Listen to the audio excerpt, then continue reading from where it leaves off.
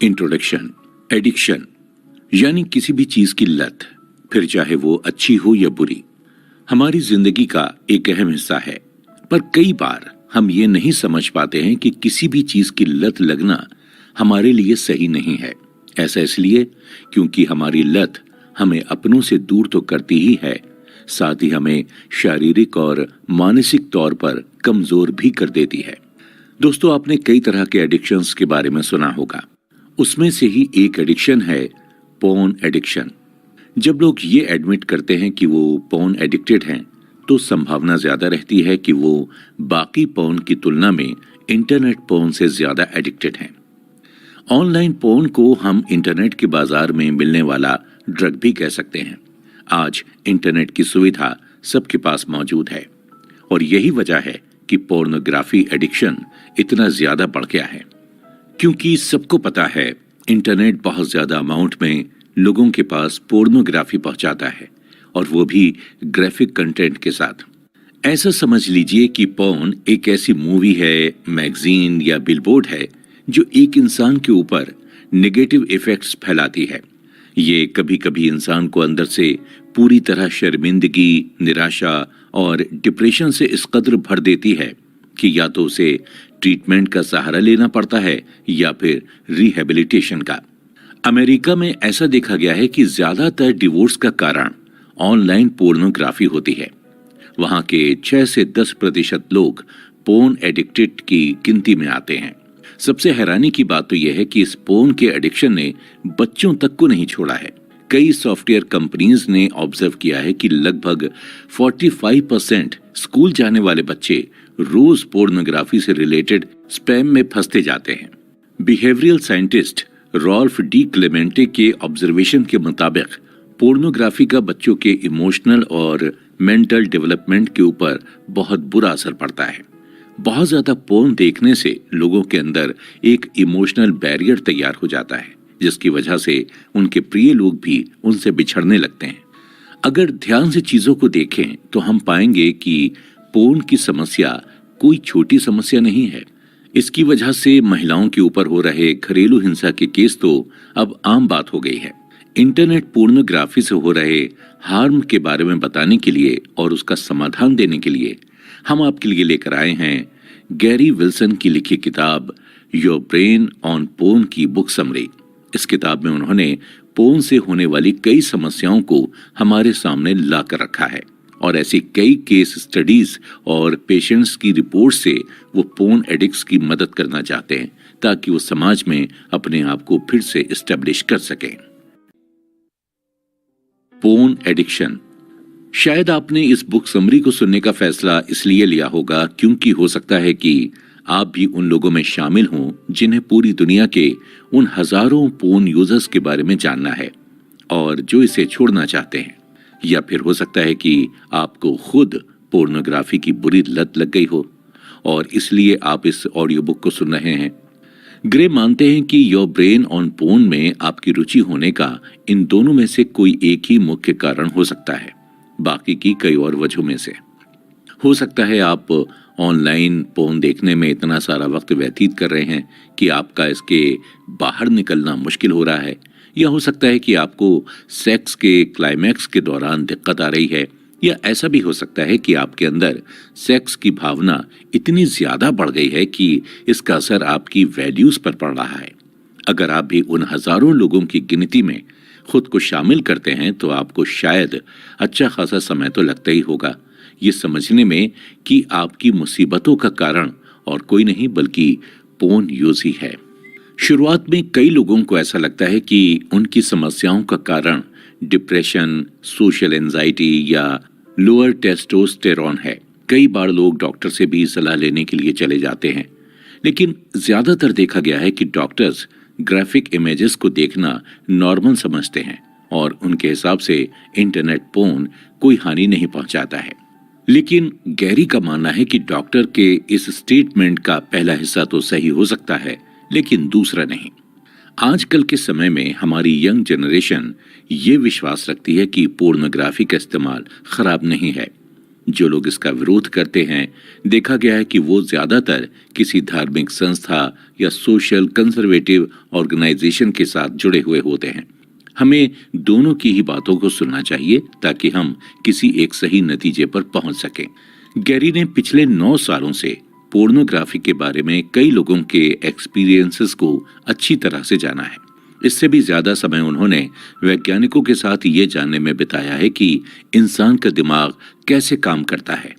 उनका मानना है कि ये मुद्दा सिर्फ लिबरल या कंजर्वेटिव थिंकर्स को लेकर नहीं है और न ही ये सामाजिक शर्मिंदगी और सेक्सुअल फ्रीडम के बारे में है। योर ब्रेन ऑन पोर्न पूरी तरह से हमारे ब्रेन के नेचर के बारे में है और कैसे वो अपने आसपास के एनवायरनमेंट में हुए बदलाव के कारण रिस्पॉन्ड करता है। इससे हमें सेक्सुअल कंटेंट के ओवर कंजम्पशन की वजह से हुए इफेक्ट्स के बारे में भी जानने को मिलेगा। लेखक के हिसाब से इसका जिम्मेदार कहीं ना कहीं अनलिमिटेड इंटरनेट पोर्न की सप्लाई है। 2008 की एक स्टडी के मुताबिक 14.4% बच्चे 13 साल की उम्र से ही पोर्न देखना शुरू कर देते हैं। 2011 तक आते आते ये 48.7% बच्चों में देखा जाने लगा। 2017 के ऑस्ट्रेलियन क्रॉस सेक्शनल स्टडी के मुताबिक ये पता चला है कि 69% लड़के और 23% लड़कियां 13 साल की उम्र से ही पोर्न देखना शुरू करते हैं। एक दशक पहले तक गैरी को इंटरनेट पोर्न के बारे में ज्यादा पता नहीं था और न ही कभी वो पोर्न को बैन करने के पक्ष में रहे। शायद इसका कारण यह था कि उनका जन्म नॉर्थ वेस्ट सिएटल के एक लिबरल नॉन रिलीजियस घर में हुआ था। लेकिन जब कई लोग उनकी पत्नी की वेबसाइट पर जाकर ये कन्फेस करते थे कि उन्हें पोर्न एडिक्शन है तो उन्हें लगा कि बात थोड़ी गंभीर तो है। एक एनाटॉमी और साइकोलॉजी के टीचर होने की वजह से उनका इंटरेस्ट हमेशा से न्यूरोप्लास्टिसिटी, एडिक्शन, ब्रेन के मैकेनिज्म को लेकर रहा था। उन्होंने न्यूरोप्लास्ट, जिसे दिमाग का एपिटाइट मैकेनिज्म भी कहते हैं, उसे और अच्छे से समझने के लिए बायोलॉजिकल रिसर्च को भी ध्यान में रखा था। कई बार हमारी आदतों में आए बदलाव की वजह से हमारे ब्रेन के न्यूरोलॉजिकल बैलेंस पर असर पड़ता है। इसकी वजह से बहुत ज्यादा उत्तेजना की भावना हमारे अंदर पैदा हो सकती है और इसलिए हमें इमीडिएट सेटिस्फेक्शन की जरूरत महसूस होने लगती है। ये आपके एंजॉयमेंट और आए दिन की रिस्पॉन्सिबिलिटी में बाधा डाल सकता है और साथ ही ये हमें और ज्यादा स्टिमुलेशन ढूंढने पर मजबूर करने लगता है। इसके अलावा हमारे मूड, नजरिए और प्रायोरिटी में ऐसे बदलाव लाता है जिसकी हमें खबर तक नहीं लगती है। लेकिन साइंस की मदद से कई ऐसे लोग सामने आए जिन्होंने पोर्न से हुई तकलीफों को समझा और साइंस की मदद से ही अपने ब्रेन को रीडिजाइन किया ताकि उनकी पोर्न से जुड़ी आदतों में सुधार आ सके। उन्होंने ये जानने की कोशिश नहीं की कि पोर्न हानिकारक है या नहीं, बल्कि उन्होंने खुद इस चीज को अपनी जिंदगी से एलिमिनेट करके अपने आप में आए बदलावों को देखा। एक अच्छी बात यह है कि जो लोग इंटरनेट पोर्न की इस समस्या में फंसे हुए हैं वो इन लोगों के अनुभव से सीखकर इस प्रॉब्लम से खुद को आराम पहुंचा सकते हैं। लेकिन कई बार उनके मोटिवेशन का जरिया उनके खुद की सेक्सुअल डिसफंक्शन बन जाती है, जैसे अपने पार्टनर के प्रति अट्रैक्ट ना होना, इरेक्टाइल डिसफंक्शन या इजैकुलेशन में देर होना आदि। एक और न्यूरोलॉजिस्ट हैरी फिश के अनुसार पोर्न धीरे धीरे सेक्स को खत्म करता जा रहा है। उनके हिसाब से इंटरनेट पोर्न लोगों को उस चीज का एक्सेस दे रहा है जो चीज इंसान को कभी कभी एक ट्रीट के रूप में मिलनी चाहिए, ना कि रोज। मई 2014 के सम्माननीय मेडिकल जर्नल जामा साइकेट्री ने यह पब्लिश किया था कि आज के समय के पोर्न यूजर्स ज्यादातर उनकी सेक्सुअल रिस्पॉन्सिवनेस में गिरावट महसूस करते हैं। इस स्टडी का नाम ही था द ब्रेन ऑन पोर्न। इस जर्नल के लीड ऑथर के हिसाब से बहुत ज्यादा मात्रा में पोर्न देखने वाले यूजर्स का दिमाग धीरे धीरे सिकुड़ने लगता है। 2014 की कैम्ब्रिज यूनिवर्सिटी के न्यूरोसाइंस एक्सपर्ट की एक टीम ने यह पता लगाया कि जो लोग पोर्न एडिक्टेड होते हैं उनको असली जिंदगी में किसी भी महिला के साथ फिजिकल रिलेशनशिप में आने से दिक्कत होती है। इसके बाद से दर्जनों ऐसी स्टडीज और लिटरेचर रिव्यू लिखे जाने लगे जिससे ये साबित होने लगा कि इंटरनेट पोर्न यूजर्स का दिमाग कैसे पूरी तरह चेंज कर देता है। गैरी ने उन सभी समस्याओं को पॉइंट आउट किया है जो पोर्नोग्राफी की वजह से पैदा होती हैं। इस बुक समरी से हम ये जानेंगे कि कैसे इन सब का संबंध न्यूरोसाइंस और इवोल्यूशनरी बायोलॉजी से है और कैसे हम लोग पोर्नोग्राफी से जुड़ी समस्याओं को समझकर उन्हें सुधार सकते हैं। अगर आप भी इस तरह की किसी समस्या से जूझ रहे हैं तो कृपया आप इस ऑडियो बुक को थोड़ा सा मौका देकर देखें। पोर्न एडिक्शन को कैसे पहचानें? दोस्तों, ये सवाल आप सभी के मन में आ सकता है कि एक आदमी को कैसे पता चलेगा कि उसकी सुस्त सेक्सुअल परफॉर्मेंस का कारण पोर्न है, एंजाइटी नहीं। इसे समझने के लिए कुछ तरीके आजमाने की जरूरत है।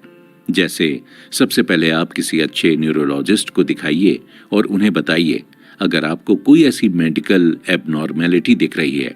दूसरा, अपना कोई भी पसंदीदा पोर्न चलाइए और मास्टरबेट करने की कोशिश कीजिए। तीसरा, फिर से किसी दूसरे समय मास्टरबेट करने की कोशिश कीजिए, लेकिन बिना पोर्न देखे या पोर्न के बारे में सोचे। अपने दोनों बार के एक्सपीरियंस को देखते हुए अब सोचिए कि आपके इरेक्शन की क्वालिटी कैसी थी और आपको क्लाइमैक्स तक पहुंचने में कितना वक्त लगा। एक स्वस्थ इंसान को बिना पोर्न देखे भी फुल इरेक्शन तक पहुंचने में और मास्टरबेट करने में कोई दिक्कत नहीं आनी चाहिए।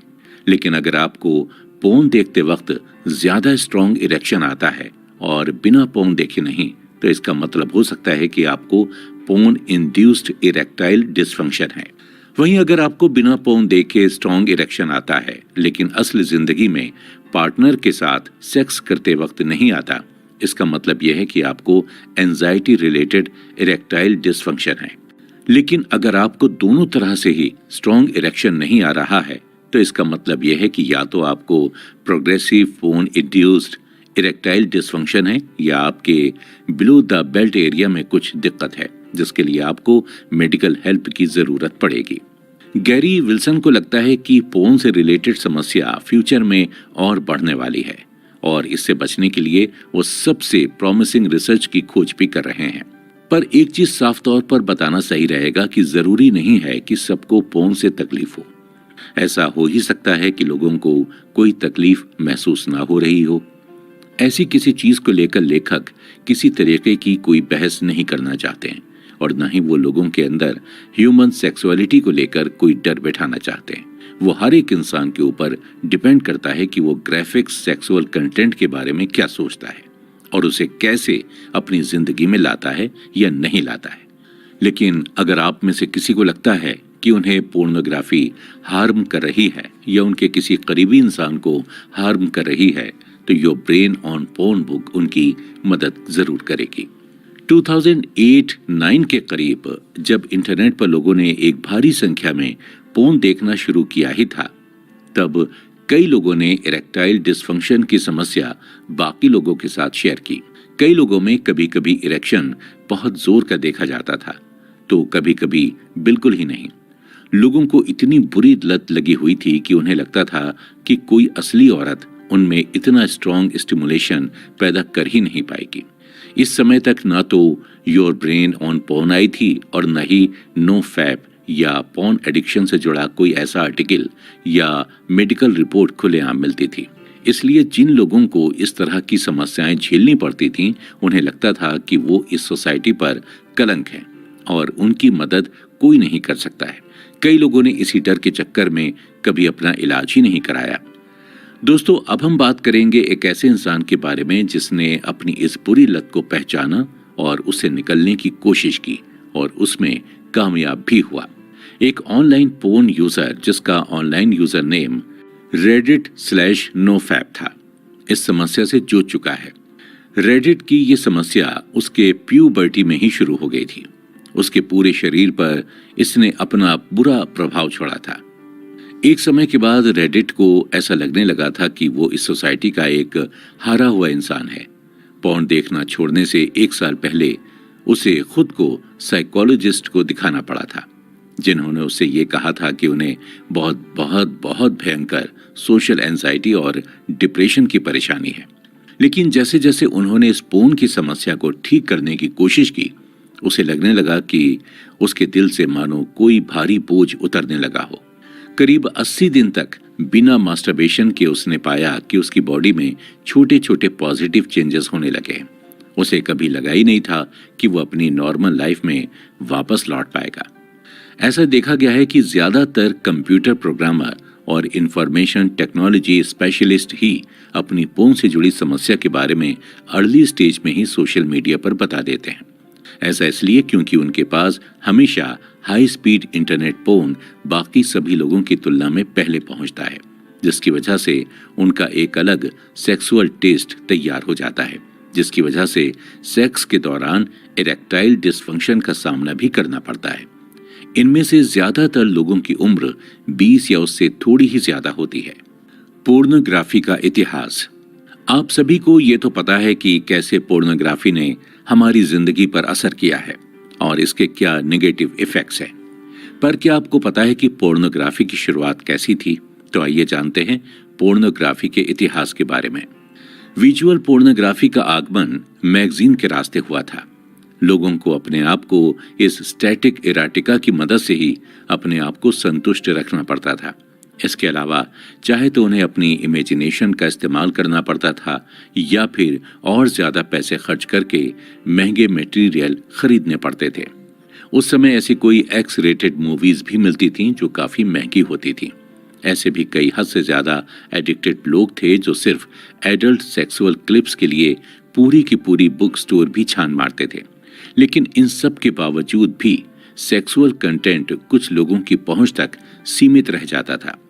ज्यादातर लोग अपना समय मूवी हाउस या पीप शो बूथ में बिताना भी पसंद नहीं करते थे। इसके बाद एंट्री होती है वीडियो रेंटल्स और लेट नाइट केबल चैनल वालों की। ये मीडिया लोगों के स्टैटिक पोर्न से ज्यादा दिलचस्प होती थी। इससे लोगों को कहीं न कहीं शर्मिंदगी का भाव भी कम महसूस होता था, क्योंकि उन्हें और 10 लोगों के बीच बैठकर सिनेमा हॉल में पोर्न देखने की जरूरत अब नहीं थी। इसके बावजूद लोगों को लगता था कि जब तक बाजार में कोई नई चीज नहीं आ जाती है, वो एक ही वीडियो को कितनी बार देखेंगे। कई बार लोगों को पोर्न के नाम पर एक पूरी की पूरी कहानी देखनी पड़ती थी।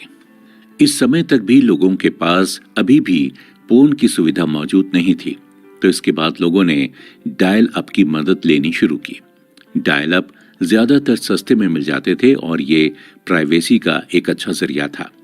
लेकिन इसमें मिलने वाले वीडियोस भी ज्यादातर स्टिल पिक्चर्स में होते थे। पहले तो लोगों को एक वीडियो डाउनलोड करना पड़ता था। इस डाउनलोड करने के चक्कर में कई बार वायरस का रिस्क भी उठाना पड़ता था, और अगर लोगों के कंप्यूटर का सॉफ्टवेयर वीडियो के मुताबिक सही नहीं रहता था तो पहले उसकी मरम्मत की जाती थी। इन सभी झमेलों के बाद इंसान चाहे तो अपने पसंदीदा वेबसाइट से वीडियो डाउनलोड करके उसे 1 से 2 बार देख सकता था। दोस्तों, आगे आने वाले एपिसोड में हम देखेंगे कि पोर्न के इतिहास का असल परिवर्तन इंटरनेट के आने से कैसे शुरू हुआ और कैसे इसका असर यंग जनरेशन पर पड़ रहा है। पोर्न के सिम्टम्स। 2006 के बाद से मानो एक ऐसा बदलाव आया कि पोर्न यूजर्स की पूरी दुनिया ही बदल गई। 2006 में हाई स्पीड इंटरनेट के आने से एक नए क्रिएचर का जन्म हुआ, जो था शॉर्ट पोर्न क्लिप्स की एक पूरी गैलरी, जहां एक आदमी को कभी न खत्म होने वाली हार्डकोर वीडियो की स्ट्रीम मिल सकती है। इसे ट्यूब साइट भी कहा जाता था, क्योंकि लोग इसमें यूट्यूब वीडियो की तरह ही स्ट्रीम करते थे। इतने छोटे छोटे क्लिप्स की भरमार होने की वजह से लोगों के अंदर बेचैनी और बढ़ती चली गई और उनके क्लिक्स भी बढ़ते गए। कई लोगों को इसी ट्यूब साइट की डिस्कवरी के बाद से इरेक्टाइल डिसफंक्शन दिखाई देना शुरू हो गया था। इसका सीधा सा जवाब यह था कि हाई स्पीड इंटरनेट की वजह से लोगों के पास क्लिप्स काफी जमा हो गए थे, जिसकी वजह से वो दिन में 2 से ज्यादा बार भी मास्टरबेट कर बैठते थे। लोगों के प्रिमिटिव ब्रेन में ट्यूब साइट ने अपनी एक जगह बना ली थी, क्योंकि इसमें सेक्सुअल नोवेल्टी मतलब नए सिरे से सेक्स करने का भाव ज्यादा था, और इतने छोटे क्लिप्स होने की वजह से ब्रेन का सर्किट बार बार पोर्न ढूंढने के लिए बेताब हो जाता था। जहां एक तरफ ऑनलाइन पोर्न देखना पहले से ही एक बड़ी समस्या थी, तो वहीं दूसरी ओर इसका ओवर कंजम्पशन एक और नई समस्या बन गई थी। University of Massachusetts medical school के प्रोफेसर शेरी पगोटो के मुताबिक एक स्टडी में पाया गया है कि एक इंसान की जो पोर्न देखने की भूख है वो वैरायटी के साथ कोरिलेट करती है। इंसान के पास जितनी वैरायटी मौजूद होगी उतने ज्यादा चांसेस हैं कि वो उन्हें ओवर कंज्यूम करेगा। जैसे लोगों के सामने अगर खाने का बुफे लगा हो तो वो जितना खाना चाहिए उससे ज्यादा ही खाएंगे, लेकिन अगर लोगों के पास खाने के लिए एक ही चीज है तो आप वो हद में रहकर खाएंगे। इन्हीं वीडियोस ने लोगों की इमेजिनेशन के लिए भी जगह नहीं छोड़ी। जो वो स्टिल इमेज देखकर किया करते थे, कम से कम इमेजिनेशन करने से इंसान सेक्सुअल फैंटेसी को शुरू से सोचने का आदी था। जिन लोगों ने बहुत ही कम उम्र में ही रोज पोर्न देखना शुरू कर दिया था, उनके लिए तो एक्सपीरियंस कुछ और ही रहा। जिन लोगों ने बहुत अर्ली स्टेज में पोर्न देखना शुरू किया था, उन लोगों के लिए पोर्न सेक्स ही नॉर्मल चीज बन गई थी, ना कि रियल सेक्स। 2010 में गैरी की बीवी ने उन्हें एक सजेशन दिया कि वो एक ऑनलाइन रिसोर्स शुरू करें जहां वो इस चीज से रिलेटेड बातें लोगों तक पहुंचा सकें। इससे पहले तक उनकी बीवी का सेक्सुअल रिलेशनशिप से रिलेटेड ऑनलाइन फोरम मर्दों के पोर्न रिलेटेड प्रॉब्लम से भरा हुआ था। लोग अपनी अपनी तरह की समस्या उनकी वाइफ के सामने लेकर आते थे, जैसे उनके पार्टनर के प्रति लेस अट्रैक्शन, सेक्स के दौरान ऑर्गेज्म की कमी, प्रीमेच्योर इजैकुलेशन आदि। उनकी वाइफ को ऐसा महसूस हुआ कि लेखक को एक ऐसी वेबसाइट इन लोगों को डेडिकेट करनी चाहिए जहां वो अपनी सेक्सुअल कंडीशन या प्रॉब्लम्स को रख सकें। यहीं से शुरू हुआ your brain on porn website का सफर। वेबसाइट बनाने के बाद लेखक को लगा देखने वाली बात यह होगी कि इससे कितने लोग जुड़ते हैं। लेखक को सबसे ज्यादा अचंभा तब लगा जब उन्होंने देखा कि इस वेबसाइट के जरिए रोज 20,000 यूनिक विजिटर्स हर दिन जुड़ते जा रहे हैं। इनकी वेबसाइट के लिंक को भी वर्ल्ड वाइड शेयर किया गया। इसके बाद ऐसे कई और फोरम अलग अलग नामों से सामने आने लगे, जैसे nofab.com, rebootnation.org, your brain rebalance आदि। इस वेबसाइट के पोस्ट कई बड़े बड़े लोगों की वेबसाइट्स पर भी दिखने लगे, फिर चाहे वो बॉडी बिल्डर्स हों, गिटारिस्ट हों या स्पोर्ट्समैन हों। शुरू में तो कई लोगों को यह विश्वास ही नहीं हो रहा था कि उनके सभी सिस्टम्स का दोषी पोर्न है। कई लोग तो पूरी तरह से हील होने के बाद भी पोर्न को शक की निगाहों से देखते थे, यहां तक कि उन्हें फिर से इंटरनेट पोर्न देखना पड़ा, सिर्फ ये सुनिश्चित करने के लिए कि उनकी सेक्सुअल प्रॉब्लम खत्म हो गई है या नहीं। अब आपको कई ऑनलाइन फोरम की वेबसाइट्स मिल जाएंगी, लेकिन पहले इस चीज के बारे में कोई भी खुलकर पब्लिकली बात नहीं करना चाहता था। यंगस्टर्स तो डॉक्टर तक को अपनी पोर्न इंड्यूस्ड इरेक्टाइल डिसफंक्शन या पोर्न एडिक्शन से जुड़ी प्रॉब्लम्स के बारे में बताने से घबराते थे। उन्हें एक अजीब तरह की घुटन, शर्म, गुस्सा और ऑकवर्डनेस फील होती थी। इसलिए उन्होंने सोचा कि सबसे अच्छा होगा कि वो इसके बारे में अवेयरनेस ना फैलाकर चुपचाप एक परछाई की तरह पड़े रहें। कई लोगों में तो पोर्न क्विट करने के बाद भी नींद की कमी, हाथ पैरों का कांपना, डिप्रेशन आदि सिम्टम्स देखे गए हैं। अगर पोर्न छोड़ने के बाद भी आपको ऐसा लगता है कि उससे जुड़े सिम्टम्स जैसे नेगेटिव थॉट्स, डिप्रेशन वापस आ रहे हैं, तो आपका ब्रेन पूरी तरह से पोर्न से जुड़े रहने के लिए मोटिवेटेड है। कई बार तो लोग पोर्न देखना छोड़ने के बाद भी कभी कभार इरेक्टाइल डिसफंक्शन महसूस करते हैं या उनके अंदर का सेक्सुअल अर्ज खत्म हो जाता है। कई लोगों के लिए ये बहुत भयानक इंसिडेंट होता है कि वो एक सुंदर लड़की को देख रहे हैं और उनके दिमाग में किसी तरीके का भी सेक्सुअल थॉट और इमोशंस आना बंद हो जाते हैं। जब तक लड़कों को परमानेंट इम्पोटेंसी यानी नपुंसकता के बारे में सावधान नहीं किया जाएगा, तब तक वो इंटरनेट पोर्न के पीछे भागते रहेंगे। लोगों को कभी कभी इस चीज पर आश्चर्य होता है कि वो जब इम्पोटेंस की हालत में पहुंच जाते हैं तो इससे वापस उभरने के लिए वो पोर्न की मदद नहीं ले सकते हैं। उन्हें इस परेशानी से नेचुरली निकलना पड़ेगा, जिसके लिए कभी कभी सालों लग जाते हैं। लेकिन सोचने वाली बात यह है कि पोर्न की वजह से जो फ्लैट लाइन की सिचुएशन पैदा हो रही है, क्या ये बायोलॉजी से रिलेटेड है? इसकी पूरी खोज करने के लिए कई रिसर्चर्स ने चूहों पर एक्सपेरिमेंट किया, क्योंकि उनके प्रिमिटिव ब्रेन का स्ट्रक्चर हमारे ब्रेन से काफी मिलता जुलता है। कई लोगों ने अपने इस टेम्परेरी फ्लैटलाइन की सिचुएशन के बारे में ऑनलाइन भी कई जानकारियां शेयर की। एक यूजर ने बताया कि उन्हें ऐसा लगता था कि उनके पीनस में मानो जान ही नहीं है और वो किसी मरी हुई चीज का बोझ लिए सारा समय घूम रहे हों। जैसे जैसे ट्यूब साइट की पॉपुलैरिटी बढ़ती गई, कई 19 से 23 साल की उम्र के बच्चों तक ने अपना नाम सेक्सुअल डिसफंक्शन के उन बड़ी उम्र के लोगों के साथ जोड़ दिया। 2011 तक आते आते कई लड़के जो अपने अर्ली 20s में थे, उन्होंने ऐसी कई ऑनलाइन फोरम खोले जो उन्होंने पोर्न क्विट करने से रिलेटेड एक्सपेरिमेंट को डेडिकेट कर रहे थे। उनसे इनकी बिना पोर्न देखे मास्टरबेशन करने की समस्या थोड़ी कम होती दिखी भी। उनका इस ऑनलाइन फोरम को बनाने के पीछे का मकसद ही अपने ब्रेन को ऐसे रीसेट करना था कि उसे इंटरनेट इराटिका के ओवर सिमुलेशन से बचाया जा सके। उन्होंने इस अप्रोच को रिबूटिंग नाम दिया। इसी के बाद से कई अंग्रेजी भाषा में ऑनलाइन फोरम बनाए गए। इन फोरम में से सबसे ज्यादा चर्चा में रहा रेडिट, नोफैप, पोर्न फ्री आदि। अच्छी बात यह थी कि इन सभी फोरम्स में लड़कियों का खुले हाथों से स्वागत किया जाता था, क्योंकि धीरे धीरे लड़कियों की संख्या में भी बढ़ोतरी दिखाई दे रही थी। कई लड़कियों ने तो reddit/nofap विमेन के नाम से भी फोरम खोले। धीरे धीरे इस मूवमेंट पर प्रेस वालों की भी नजर पड़ी और 2016 में टाइम मैगजीन की cover story porn at the truth to virility के नाम से एक कवर स्टोरी भी छापी गई।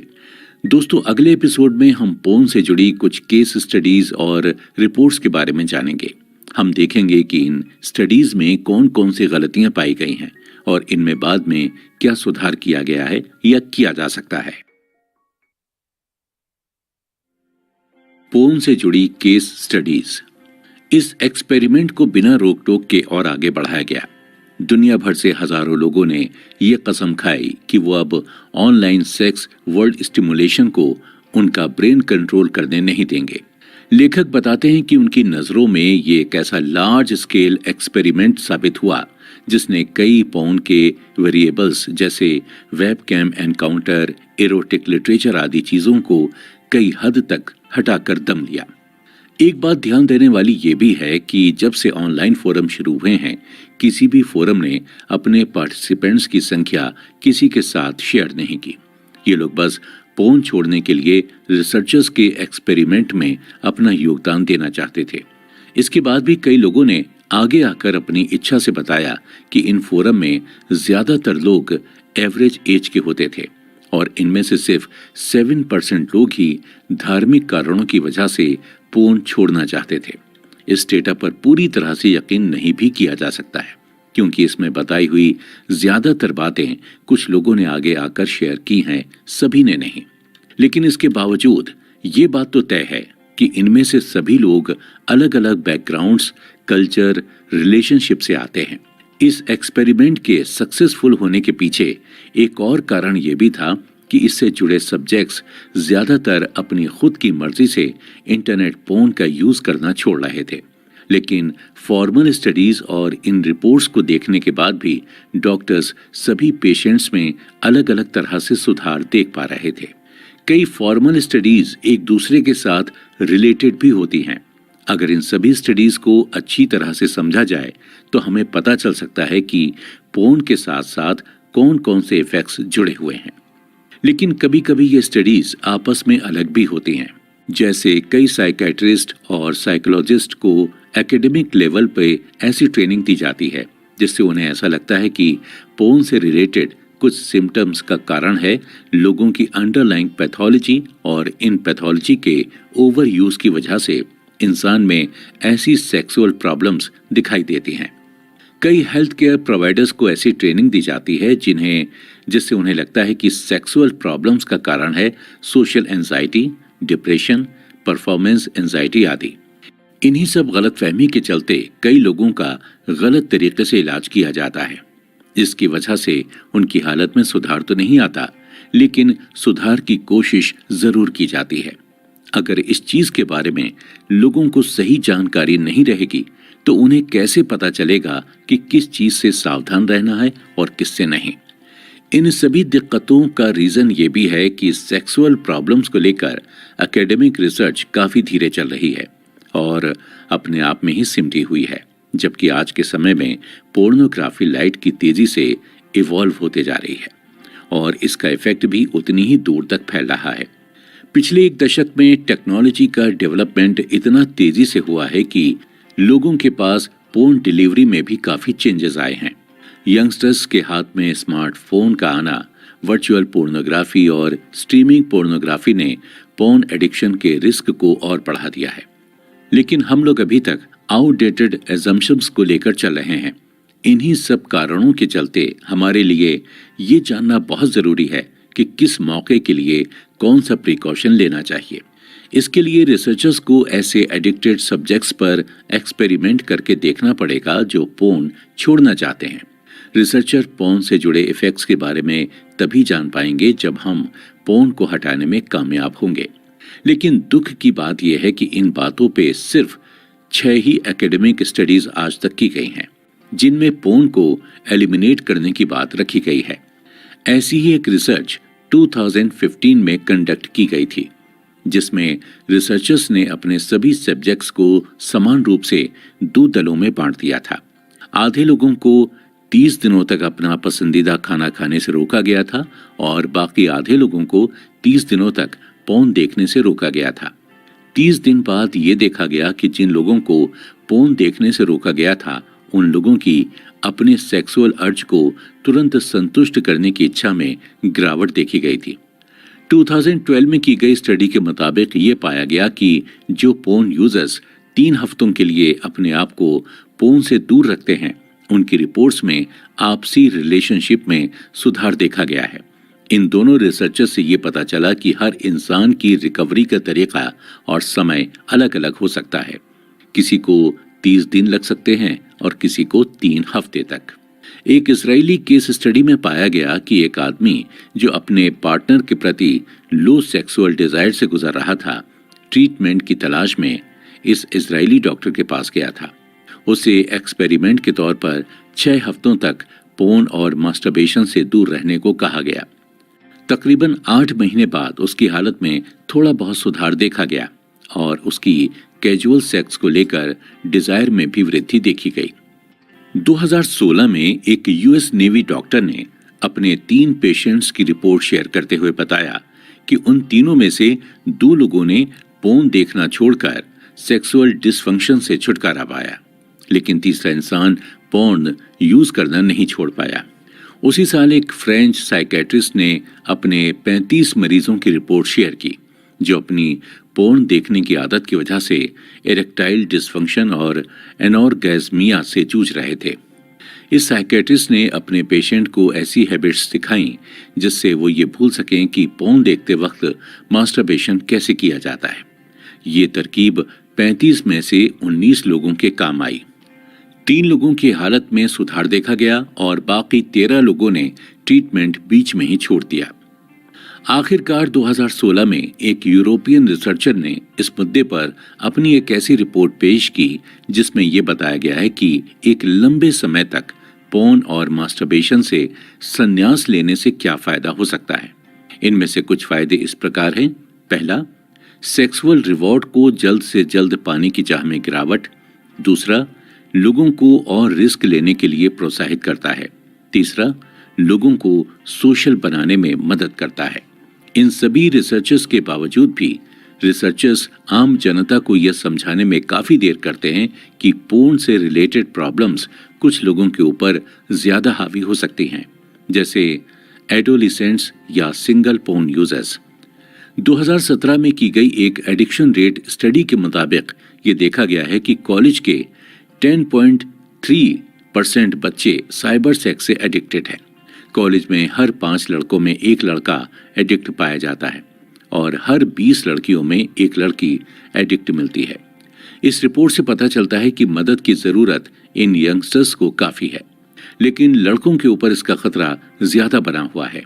ऐसा देखा गया है कि जो लोग बहुत छोटी उम्र से ही पोर्न का इस्तेमाल करते हैं, उनको सोशल एंजाइटी, डिप्रेशन और वीक इरेक्शन के बीच का डिफरेंस ही समझ नहीं आता।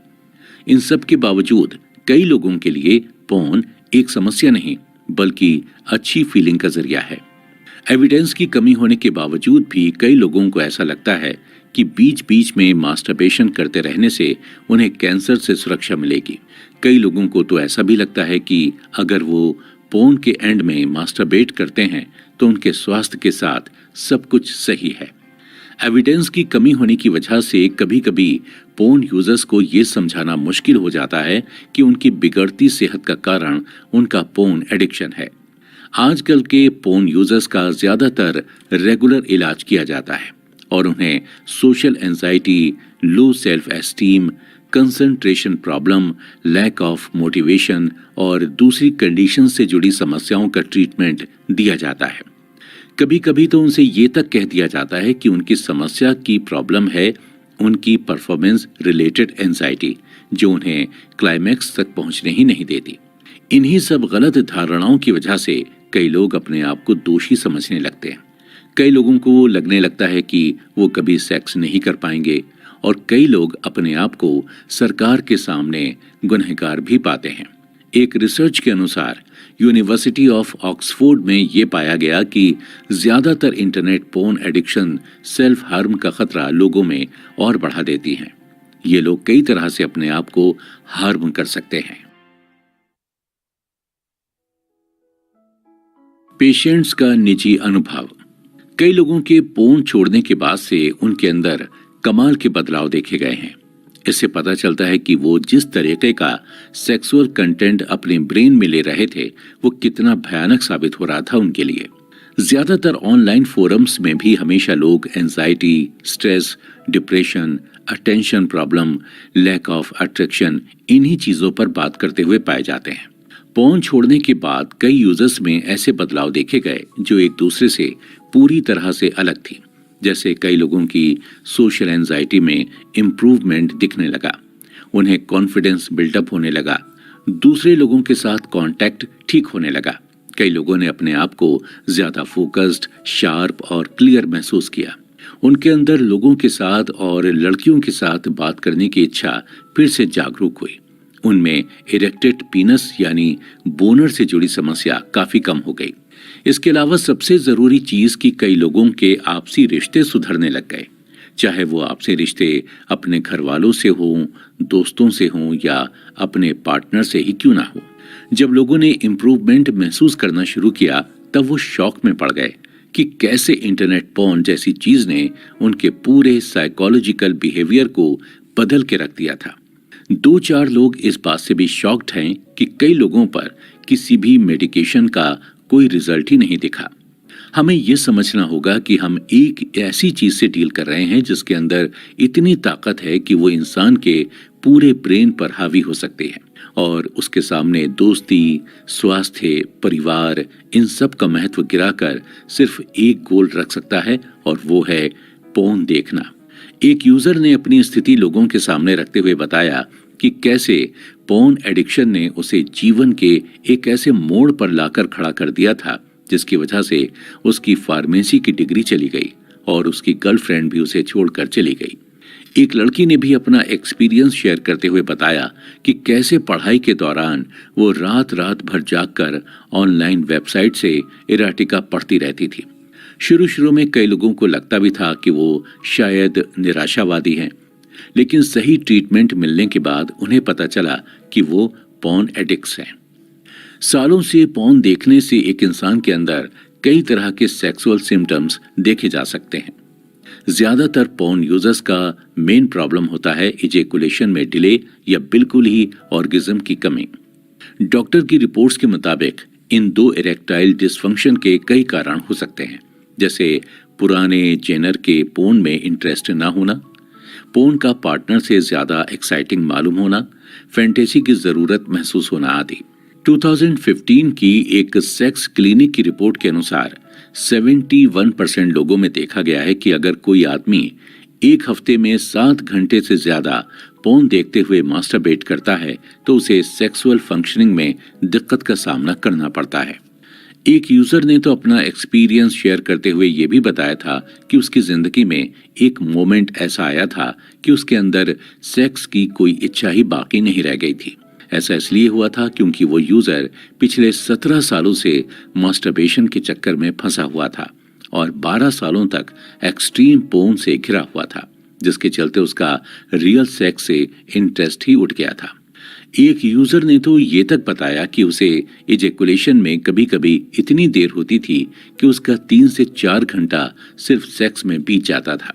1948 से लेकर 2002 तक 40 से कम उम्र वाले आदमियों में इरेक्टाइल डिसफंक्शन की दिक्कत 3 से 4% लोगों में देखी जाती थी, लेकिन 2010 के बाद से ये रेट बढ़कर 14 से 33% हो गया था। ऐसे ही और सेक्सुअल डिसफंक्शन के बारे में हमें सेक्सुअल फंक्शन सर्वे से पता चलता है। ये एक ऐसी ग्लोबल स्टडी है जो पॉपुलेशन के सेक्सुअल एटीट्यूड और बिहेवियर को रिकॉर्ड करती है। इस रिपोर्ट के अनुसार ये पता चलता है कि यंग जनरेशन के मुकाबले बुजुर्गों में इरेक्टाइल डिसफंक्शन का रेट ज्यादा हाई होता है। इसके बावजूद भी 2001-2002 की रिपोर्ट में यूरोप के 14 से 28% 40 से कम उम्र वाले लोगों में इरेक्टाइल डिसफंक्शन की दिक्कत दिखाई दी थी। इन सभी तथ्यों को अगर समझा जाए तो हम पाएंगे कि कम उम्र के लड़कों को अपने पार्टनर के साथ सेक्स करने में ज्यादा दिक्कत आती है। 2016 के कैनेडियन सेक्सोलॉजिस्ट की एक स्टडी में यह पाया गया कि कम उम्र के लड़कों में सेक्सुअल फंक्शन की दिक्कत एडल्ट लड़कों से ज्यादा देखी गई। ऐसा पाया गया है कि 16 से 21 साल के बीच में जितने भी लड़के आते हैं उनमें से 78.6% लड़कों को पार्टनर के साथ सेक्सुअल एक्टिविटी में दिक्कत आती है। इन समस्याओं में इरेक्टाइल डिसफंक्शन की समस्या 45% लोगों में कॉमन पाई गई है। डिजायर की कमी 46% लोगों में पाई गई और ऑर्गेज्म में दिक्कत 24% के साथ देखी गई है। आश्चर्य की बात यह भी है कि महिलाओं की भी सेक्सुअल प्रॉब्लम्स कुछ कम नहीं है। 47.9% महिलाओं ने यह रिपोर्ट किया है कि उन्हें सेक्स करते वक्त काफी दर्द से गुजरना पड़ता है। 2014 में एक ब्रिटिश सेक्सोलॉजिस्ट ने यंग जनरेशन की सेक्सुअल प्रॉब्लम हो जाने का जिम्मा अपने ऊपर उठाया, जिनमें उन्होंने ज्यादातर ऐसे सब्जेक्ट चुने जो 18 से 16 साल की उम्र के बीच के थे। जो रिपोर्ट डॉक्टर के सामने आई वो चिंता में डालने वाली थी। कई लड़कियों ने ये कंफर्म किया कि एनल सेक्स काफी दर्दनाक और रिस्की हो सकता है। दूसरी ओर लड़कों में इर्रेगुलर पीनस से जुड़ी प्रॉब्लम्स और ब्लू सेक्सुअल डिजायर काफी ज्यादा मात्रा में देखी गई। डॉक्टर को जितना ये रेटिंग्स देखकर झटका लगा, उससे ज्यादा अचंभा उन्हें ये देखकर हुआ कि इनमें से किसी भी सब्जेक्ट ने इंटरनेट पोर्न का नाम भी मेंशन नहीं किया था, इसे अपनी हालत का जिम्मेदार ठहराने के लिए। पिछले कुछ सालों में रिसर्चर्स ने पाया है कि यंग जनरेशन में इरेक्टाइल डिसफंक्शन और लो लिबिडो का कारण पोर्न के अलावा और भी कई हो सकते हैं, जैसे आजकल की बिगड़ी हुई अनहेल्दी लाइफस्टाइल। इस लाइफस्टाइल के अंदर कई चीजें ऐसी आ जाती हैं जैसे पुअर डाइट की वजह से मोटापा, स्मोकिंग, ड्रिंकिंग आदि। यूएस में 20 से 40 साल की उम्र वाले लोगों में ओबेसिटी का रेट पिछले 9 सालों में 4% बढ़ गया है। इन सब के बावजूद स्मोकिंग और ड्रग्स का रेट 2011 तक आते आते फिर भी कुछ कम हुआ है। कई लोग बढ़ते हुए डिप्रेशन और एंजाइटी को इरेक्टाइल डिसफंक्शन का कारण मानते हैं, लेकिन ये बात कहां तक सच है इसकी पुष्टि नहीं हुई है। इतने सालों की खोज के बाद गैरी ने रिकवरी के पैटर्न में 2 भेद पाए हैं। इसमें तो पहले वो लोग आते हैं जिनकी हालत कुछ समय में ठीक हो जाती है, जैसे 2 से 3 हफ्ते। ऐसा हो सकता है कि उनकी कंडीशन काफी माइल्ड हो, शायद बहुत ज्यादा मास्टरबेशन के चलते या हल्की प्रॉब्लम के चलते उन्हें ठीक होने में ज्यादा वक्त नहीं लगा। दूसरे लोग वो होते हैं जिन्हें फुल रिकवरी में 2 से 6 महीने या उससे भी ज्यादा समय लग जाता है। इन लोगों के सिम्टम्स भी पहली कैटेगरी वाले लोगों से ज्यादा खराब होते हैं और इस कैटेगरी में ज्यादातर वही लोग आते हैं जिनकी उम्र अभी काफी कम है और जिन्होंने अभी अभी इंटरनेट पोर्न देखना शुरू किया है। जो लोग इनसे एज में थोड़े बड़े थे उन्होंने अपने सेक्स की शुरुआत ज्यादातर टीवी, मूवी, मैगजीन या इमेजिनेशन से की थी, इसलिए उनकी रिकवरी जल्दी और काफी अच्छे तरीके से होती थी। ऐसे ही एक 30 साल के यूजर ने अपना एक्सपीरियंस शेयर करते हुए बताया कि रिकवरी के बाद उसकी सेक्स लाइफ इतनी ज्यादा बेहतर हो गई है कि उसे खुद विश्वास नहीं होता है कि वो एक समय में इरेक्टाइल डिसफंक्शन और पोर्न एडिक्शंस में फंस गया था। एक लड़की ने भी अपना अनुभव शेयर करते हुए बताया कि एक लड़की के लिए पोर्न रिलेटेड समस्या स्पॉट करना मुश्किल होता है। वो बताती है कि उनके अंदर डिजायर तो हो जाता है, लेकिन अराउजल या कोई प्लेजर की भावना नहीं आती है। उन्हें लोअर एब्डोमेन में कोई वाइब्रेशन भी महसूस नहीं होता है। इन्होंने भी बहुत कम उम्र में ही प्री मैच्योर ऑर्गेज्म समस्या भोगी थी, लेकिन रिकवरी के बाद से अब उनकी सारी प्रॉब्लम्स जड़ से साफ हो गई हैं। आने वाले एपिसोड्स में दोस्तों हम देखेंगे कि कैसे पोर्न देखने की आदत इंसान को काफी कम उम्र से या टीन एज से ही लग सकती है और इससे क्या क्या परेशानियां या नई नई सिचुएशंस रिसर्चर्स के सामने आकर खड़ी हो जाती हैं। Premature sexual problems. कम उम्र में सेक्सुअल प्रॉब्लम्स या इरेक्टाइल डिसफंक्शन की समस्या समझना आसान बात नहीं है। इन समस्याओं में से एक है प्री मैच्योर इजैकुलेशन। इजैकुलेशन का मतलब होता है सीमेन रिलीज करना। ऐसा देखा गया है कि कई लोग अपने ब्रेन को इस तरह से ट्रेन करते हैं ताकि इजैकुलेशन जल्द हो जाए। जो लोग बहुत यंग एज में पोर्न देखना शुरू करते हैं उनमें प्री मैच्योर इजैकुलेशन की समस्या ज्यादा दिखाई देती है, क्योंकि कम उम्र में इंसान को हमेशा डर बना रहता है कि कोई उसे ये सब करता पकड़ ना ले, इसलिए वो जल्द से जल्द क्लाइमैक्स तक पहुंचना चाहता है। कभी कभी तो पोर्न इतना ज्यादा ब्रेन को ट्रिगर करता है कि इजैकुलेशन अपने आप ही हो जाता है। हमें ये समझना होगा कि हमारा दिमाग इलास्टिक की तरह है, हम उसे जाने अनजाने हर वक्त ट्रेन करते रहते हैं। इतनी सारी केस स्टडीज करने के बाद ये तो साफ है कि इंटरनेट पोर्न इंसान को एक जेनर से दूसरे जेनर के पोर्न और कभी कभी इंटरनेट की ऐसी अंधेरी जगहों पर लाकर खड़ा कर देता है जहां उसे खुद पहुंचकर डिस्टर्ब फील होने लगता है। सोचने की बात यह है कि मानसिकता को ट्रिगर कौन करता है। हो सकता है कि इसका कारण बोरियत या इंसान की आदतें हों। टीनेजर्स अपनी जिंदगी में हमेशा थ्रिल ढूंढते रहते हैं और जल्दी बोर हो जाते हैं। जितनी चीजें उनके लिए अनकॉमन होंगी उनको उससे उतना ज्यादा प्लेजर मिलेगा। यंग जनरेशन में इजीली बोर होने की समस्या इतनी ज्यादा बढ़ गई कि इसका असर पोर्न पर भी दिखने लगा।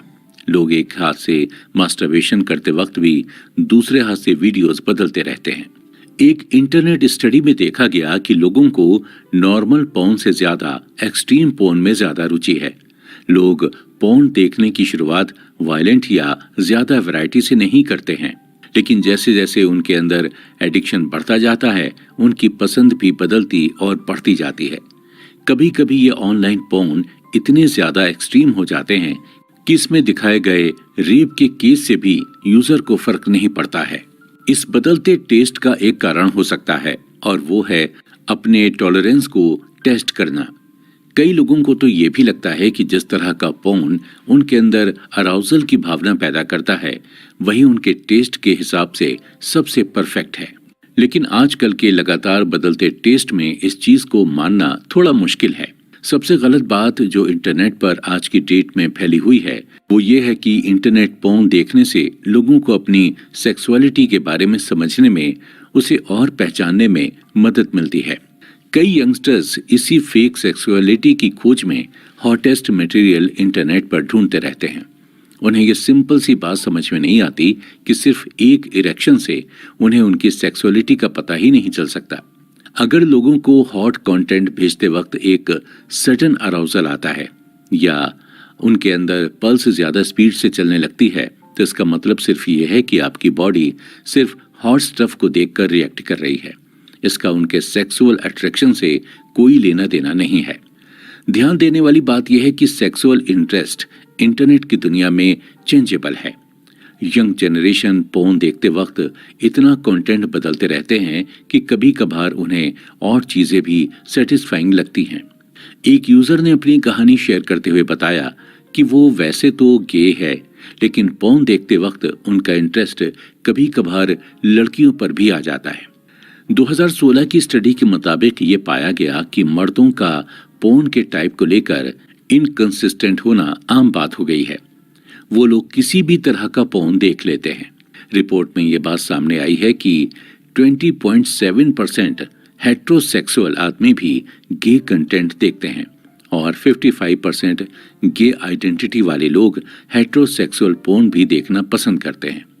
लेकिन लोगों को सेक्स ओरिएंटेड पोर्न के बारे में ये पता होना चाहिए कि इसका बहुत बुरा असर इंसान की सेक्सुअलिटी पर पड़ सकता है। कई बार ऐसे कंटेंट्स ज्यादा कंज्यूम करने की वजह से इंसान एसओसीडी से जूझ सकता है। एसओसीडी का मतलब है sexual orientation obsessive compulsive disorder. इसके तहत इंसान अपनी सेक्सुअलिटी को लेकर बहुत एंग्जियस रहने लगता है। इस तरह के पोर्न सिर्फ हेट्रोसेक्सुअल्स को ही अपनी सेक्सुअलिटी के प्रति एंग्जियस नहीं बनाते, बल्कि सभी तरह की सेक्सुअलिटी इसमें शामिल है। किसी भी तरह का एसओसीडी एक सीरियस मेडिकल कंडीशन है। अगर आपको इसके सिम्टम्स दिखाई दे रहे हैं तो आपको जल्द से जल्द प्रोफेशनल हेल्थ केयर की मदद लेनी चाहिए। 2010 की जापानीज टाइम्स की रिपोर्ट के अनुसार यंग जापानीज लड़के सेक्स से अपना इंटरेस्ट खो रहे हैं। इस रिपोर्ट में देखा गया कि 16 से 19 साल के लड़कों में 36% लड़कों को सेक्स में कोई रुचि नहीं है। 20 से 24 साल के आदमियों में भी यही सामने आया। इनमें भी कुल 21% लोगों की रुचि कम होती दिख रही है। पर इस दौर में जापान अकेला नहीं है। फ्रांस में 2008 के सर्वे के हिसाब से 18 से 24 साल के आदमियों में 20% आदमियों को सेक्स में कोई इंटरेस्ट नहीं है। तो क्या इसका दोष पूरी तरह से पोर्न को दिया जा सकता है? 2015 की रिपोर्ट के मुताबिक यूएस के हाई स्कूल स्टूडेंट्स के बीच में सेक्सुअल एक्टिविटी 38% से गिरकर 30% पर आ गई है। रिसर्चर्स का मानना है कि सारा दिन कंप्यूटर स्क्रीन के सामने बिताने से और इजीली पोर्न का एक्सेस होने की वजह से सभी का ये हाल हुआ है। 2016 के सर्वे के अनुसार यंग लड़के सिर्फ और सिर्फ पोर्न का ही इस्तेमाल करते हैं अपने आप को अराउज रखने के लिए। 2017 की रिसर्च से पता चला है कि कई लोग ज्यादा एक्साइटमेंट के लिए असल सेक्स से ज्यादा पोर्न प्रेफर करते हैं। इन सभी डेटा से ये तो पता चल रहा है कि कैसे हमारी यंग जनरेशन के ऊपर इसका इतना खराब असर पड़ा है कि वो अपने आप को मेंटली और फिजिकली हार्म करने पर तुले हुए हैं। दोस्तों, अगले एपिसोड में हम देखेंगे कि कैसे पोर्न की वजह से लोग अपने रियल पार्टनर के प्रति आकर्षण खोते जा रहे हैं और इससे क्या क्या चैलेंजेस का सामना उन्हें करना पड़ रहा है। रिश्तों पर असर। क्या मैं असेक्सुअल हूं? इस तरीके का सवाल ऑनलाइन फोरम में अक्सर पूछा जाता है। अक्सर देखा गया है कि ऐसे लोग पोर्न देखते वक्त तो मास्टरबेट कर सकते हैं, लेकिन बिना पोर्न के नहीं। एक यूजर ने अपना एक्सपीरियंस शेयर करते हुए बताया है कि 15 साल की उम्र तक उसमें सेक्स का जोश बहुत था, लेकिन एक बार पोर्न देखना शुरू करने के बाद से ही वो अपने आप को लड़कियों से दूर रखने लगा था। इसी वजह से उसे काफी लंबे समय तक ऐसा लगने लगा था कि वो असेक्सुअल बन गया है, लेकिन सही इलाज मिलने के बाद से वो अब ठीक है। पोर्न की वजह से सिर्फ इंसान की सेहत ही नहीं बल्कि आपसी संबंध भी बिगड़ते जा रहे हैं। इसका सीधा संबंध विज्ञान से है। पोर्न देखने के बाद इंसान के अंदर जो केमिकल स्टिमुलेशन काम करता रहता है, उससे बॉन्ड बनाने में या किसी से प्यार करने में दिक्कत आती है। इंटरनेट पोर्न ब्रेन को इस कदर हाईजैक कर लेता है कि इंसान रिश्ता बनाना भूलकर पूरी तरह से बाकी जानवरों की तरह सिर्फ सेक्स करने के लिए ट्रेन हो जाता है। रिसर्चर्स ने ये तक पता लगाया है कि काफी ज्यादा स्टिमुलेशन प्रोड्यूस होने की वजह से इंसान के बीच का बॉन्ड कमजोर होने लगता है। 2007 की स्टडी के मुताबिक अगर एक आदमी कई आकर्षक लड़कियों की फोटो रोज देखे तो उसके अंदर उसके लिए पार्टनर के प्रति एक बोरियत आने लगती है। वो आदमी फिर अपने पार्टनर को हर स्किल में नीचे रखने लगता है, चाहे वो अट्रैक्शन में हो या इंटेलिजेंस में। पोर्न कंजम्पशन की वजह से ही लोग अपने पार्टनर को अप्रिशिएट करना भूल जाते हैं। 70 से भी ज्यादा स्टडीज में यह पाया गया है कि पोर्न की वजह से कपल्स के बीच सेक्सुअल प्रॉब्लम्स दिखाई देती हैं, जैसे अराउजल की कमी, सेक्स में गिरावट, रिलेशनशिप सेटिस्फेक्शन में गिरावट। ये चीज मर्दों में ज्यादा देखी जाती है। जैसे ही एक आदमी अपने आप को पोर्न से दूर ले जाने लगता है, उसके अंदर बाकी लोगों से, सोसाइटी से जुड़ने की एक आशा तैयार होती है। धीरे धीरे उसका सेल्फ एस्टीम, उसका सेंस ऑफ ह्यूमर, उसके आई कांटेक्ट करने की एबिलिटी ठीक होने लगती है। कई लोगों के लिए ये बदलाव कई महीनों का समय ले लेता है, लेकिन कई लोगों के लिए ये चेंज इतना जल्दी होता है कि उन्हें खुद भी यकीन नहीं आता।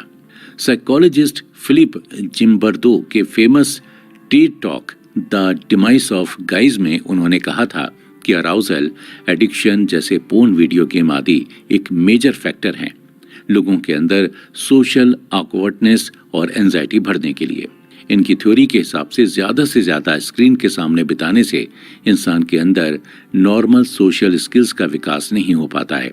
जो लोग अपने दिल और दिमाग से पोर्न को हटाने में कामयाब हो जाते हैं, वो अपनी जिंदगी में नेचुरल रिवॉर्ड्स जैसी दोस्ती और पार्टनरशिप को वापस ले आते हैं।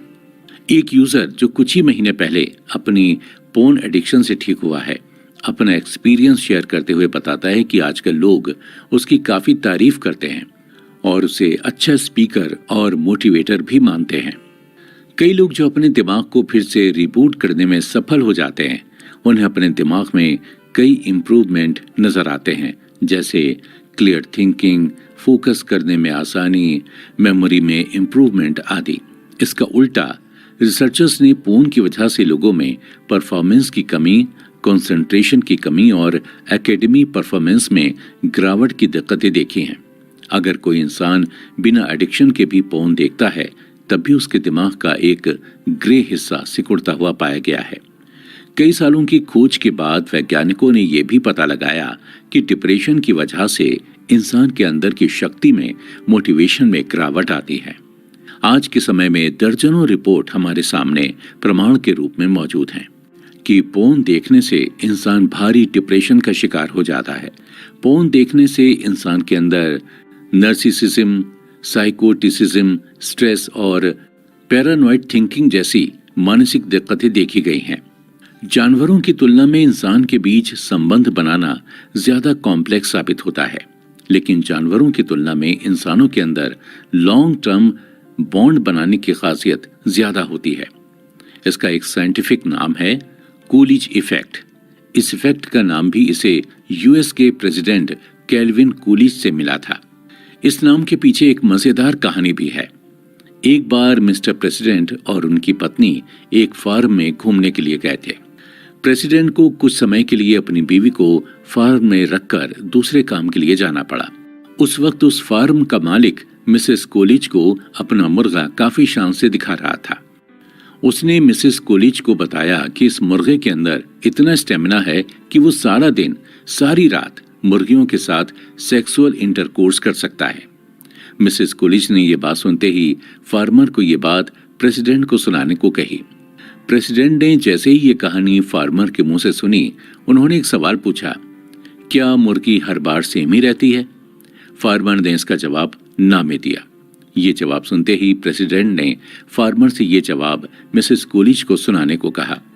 इस थ्योरी के मुताबिक आप जितनी बार भी एक मेल के सामने नई फीमेल लाते जाएंगे, वो उतनी बार ही उसे फर्टाइल करने के लिए तैयार हो जाएगा। वैसे तो ये सिम्टम्स ज्यादातर जानवरों में ही देखा जाता है, लेकिन इंसानों में भी इसके थोड़े बहुत अंश मिलते हैं। दोस्तों, अगले एपिसोड में हम कुछ ऐसे केमिकल्स के बारे में जानेंगे जो इंसान के अंदर प्लेजर और एक्साइटमेंट की भावना जगाने के लिए जिम्मेदार हैं। हम ये भी जानेंगे कि कैसे ये केमिकल्स इंसानों के दिमाग पर पहले असर करते थे और पोर्न आने के बाद से इनका असर इंसान के दिमाग पर कैसा पड़ता है। डोपामाइन का काम। इंसान के प्रिमिटिव ब्रेन की बनावट कुछ इस तरह है कि वो हमारे इमोशन, इम्पल्स और हमारे सबकॉन्शियस डिसीजन लेने की शक्ति का संचालन करता है। ये सिस्टम इतनी स्मूथली काम करता है कि हजारों साल के इवोल्यूशन के बाद भी इसमें किसी तरह की भी फेरबदल की जरूरत महसूस नहीं हुई। सेक्स करने के लिए भी जिस डिजायर और मोटिवेशन की जरूरत पड़ती है, उसकी उत्पत्ति भी एक न्यूरोकेमिकल से होती है जिसे डोपामाइन कहते हैं। डोपामाइन का काम ही है इंसान के प्रिमिटिव ब्रेन के उस हिस्से को चार्ज करना जिसे रिकॉर्ड सर्किटरी भी कहते हैं।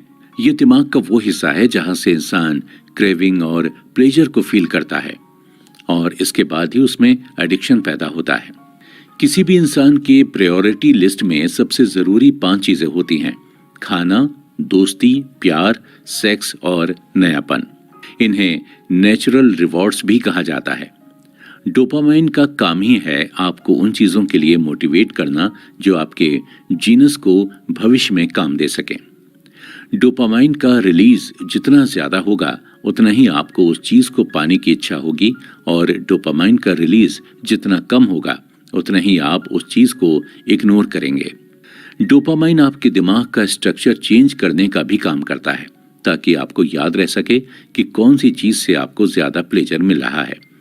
आपको जानकर हैरानी होगी लेकिन सेक्सुअल स्टिमुलेशन और ऑर्गेज्म हमारे ब्रेन में डोपामाइन का सबसे बड़ा धमाका माना जाता है। डोपामाइन को प्लेजर मॉलिक्यूल भी बोला जाता है, लेकिन इसका काम सिर्फ प्लेजर अनुभव कराना ही नहीं बल्कि उसे तलाश करना भी है। इसलिए हमारे शरीर में डोपामाइन किसी चीज को पाने के इंतजार के साथ बढ़ता जाता है। जब हमारे हाथ में हमारा फाइनल रिवॉर्ड आता है या जब हमें प्लेजर फील होता है उस वक्त एंडोजिनस ओपियोइड्स रिलीज होता है। ये एक ऐसा केमिकल है जो ब्रेन के रिसेप्टर के साथ रिवॉर्ड सर्किट को बांध के रखता है। इसलिए प्लेजर की समाप्ति हमेशा इसके रिलीज से ही होती है।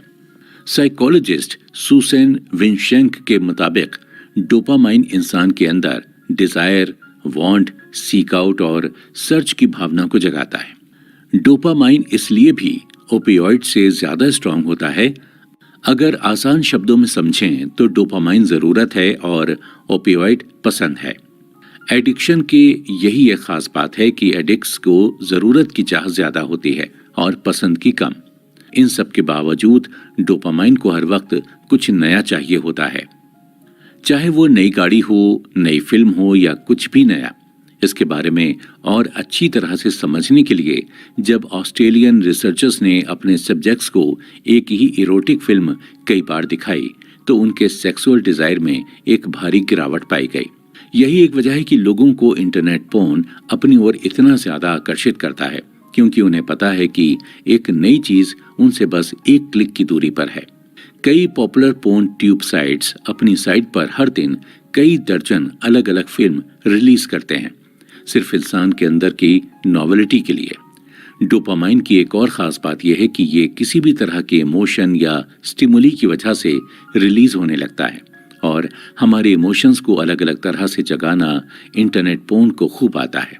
सरप्राइज, एंजाइटी, एक्सपेक्टेशन में बाधा जैसी फीलिंग्स पोर्न हमारे अंदर कई रूप में जगाता रहता है। जैसे 13 साल के बच्चे को पोर्न देखकर जरूर पहले एंजाइटी होगी। जैसे जैसे समय बीतता जाता है एक पोर्न एडिक्ट का दिमाग एंजाइटी और रिस्क की फीलिंग को सेक्सुअल अराउजल समझने की भी गलती कर बैठता है। अगर वैज्ञानिक भाषा में कहें तो पोर्न काफी हद तक साइंटिस्ट के लिए सुपर नॉर्मल स्टिमुली है। सुपर नॉर्मल स्टिमुली और कुछ नहीं बस नॉर्मल स्टिमुली का एक्सेजरेटेड वर्जन है। इसका काम है उन चीजों की क्वालिटी को और निखारना जो हमें अच्छी लगती हैं। जब आप अपने लिए एक ऐसी सिचुएशन क्रिएट करते हैं और उसे अपनी टॉप प्रायोरिटी बनाते हैं तो इसका मतलब यह है कि आपके दिमाग ने पहले ही डोपामाइन के साथ मिलकर एक कमाल का रिवॉर्ड पेश किया होगा। इसी वजह से तो पोर्न मेडिसिन के सामने रियल पार्टनर का कोई कंपटीशन ही नहीं है। आजकल के इंटरनेट पोर्न में भी सुपर नेचुरल स्टिमुलेशन का जोरदार कॉम्बिनेशन मिलता है, जिसकी वजह से यूजर असल पार्टनर के साथ रिलेशन बनाने से पहले ही इसे कंज्यूम करना प्रेफर करते हैं। यूजर जब चाहे किसी भी मास्टरबेशन सेशन के बीच में एक क्लिक की मदद से अपने अंदर एक नया बूस्ट जगा सकता है। इंटरनेट पोर्न में ऐसी कई अनरियलिस्टिक चीजें ऐसी स्टिमुलेशन को जगाने के लिए दिखाई जाती हैं, जैसे डबल या triple penetration, artificially enhanced breasts, gang bang और भी ऐसी कई दर्दनाक चीजें। नोहा चर्च ने अपनी रचना एडिक्टेड टू इंटरनेट पोर्न में भी ये बताया है कि ऐसा नहीं है कि उन्हें रियल सेक्स पसंद नहीं है, बस बात यह है कि रियल सेक्स पोर्नोग्राफी के मुकाबले काफी कंफ्यूजिंग और मुश्किल होता है। आज के दिनों में सुपर नॉर्मल स्टिमुलेशन का जैसे कोई अंत नहीं है। इसे बढ़ावा देने के लिए इंटरनेट पोर्न के साथ साथ sex toys, virtual reality game और भी कई चीजें आ गई हैं।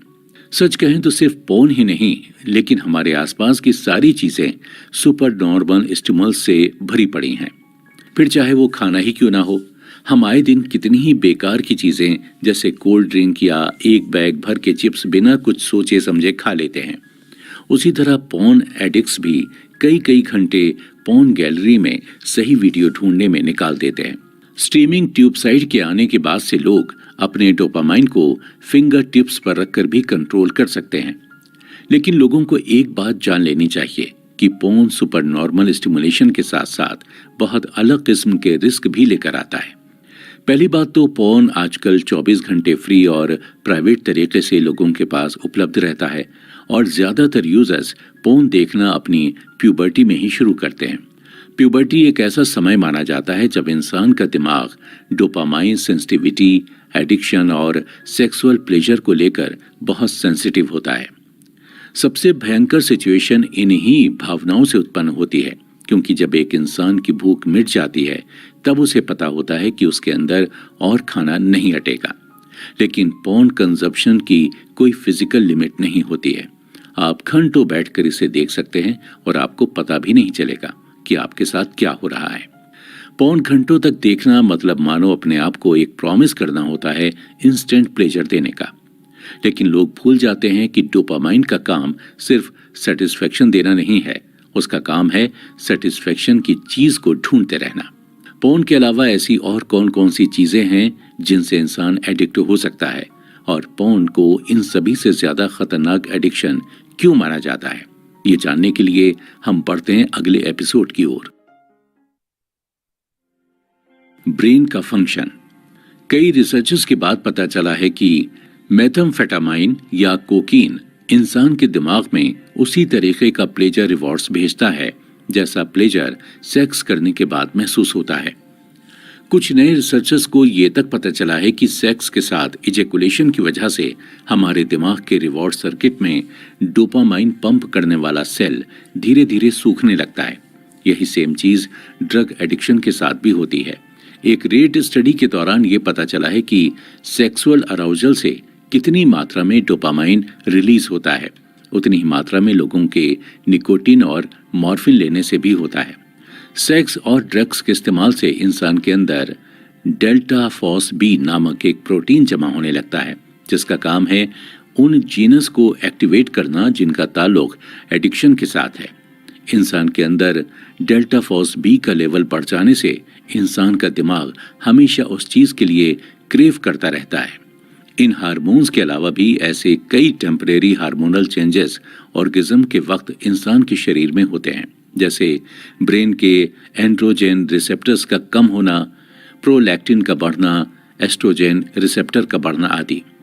ये सभी टेम्परेरी हार्मोन इंसान के अंदर चिप्स खाने के प्लेजर और ऑर्गेज्म के प्लेजर को अलग रखने का काम करते हैं।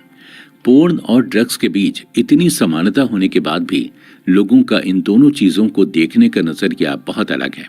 जो लोग ड्रग्स एडिक्ट होते हैं उन लोगों का दिमाग पोर्न के लिए भी वैसे ही काम करता है, लेकिन पोर्न एडिक्शन के केस में ऐसा नहीं होता है। कई लोग ये थ्योरी देते हैं कि जिस तरह से सेक्स डोपामाइन रिलीज करता है उसी तरह ड्रग्स और वीडियो गेम भी करते हैं। लेकिन ये बात समझने वाली है कि जरूरी नहीं कि बच्चे वीडियो गेम खेलकर खून खराबा करना ही सीखें।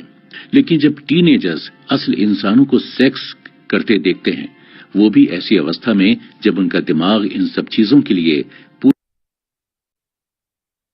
पूरी तरह मैच्योर नहीं होता है, तो उनके ब्रेन की हालत बिगड़ती हुई दिखती है। भले ही अल्कोहल, कोकीन या गेम से इंसान के दिमाग में रिवॉर्ड का अनुभव होता है, लेकिन ये सभी अनुभव इंटरनेट पोर्न के सामने कुछ भी नहीं है। ऑनलाइन प्लेटफॉर्म एक ऐसी जगह बन गया है जहां लोग रिलेशनशिप स्टैब्लिश करने भी जाते हैं, लेकिन इस मीटिंग के प्रोसेस में काफी समय लगता है, जबकि पोर्न आपके लिए ये काम चुटकियों में कर देता है। लेकिन सोचने वाली बात यह है कि जब आपके ब्रेन को सुपर स्टिमुलेशन रिमोट का अनलिमिटेड एक्सेस होगा तो वो कैसे बिहेव करेगा। जाहिर सी बात है ब्रेन ऐसी सिचुएशन को अडॉप्ट तो कर लेगा, लेकिन अच्छे इंटेंशन से नहीं।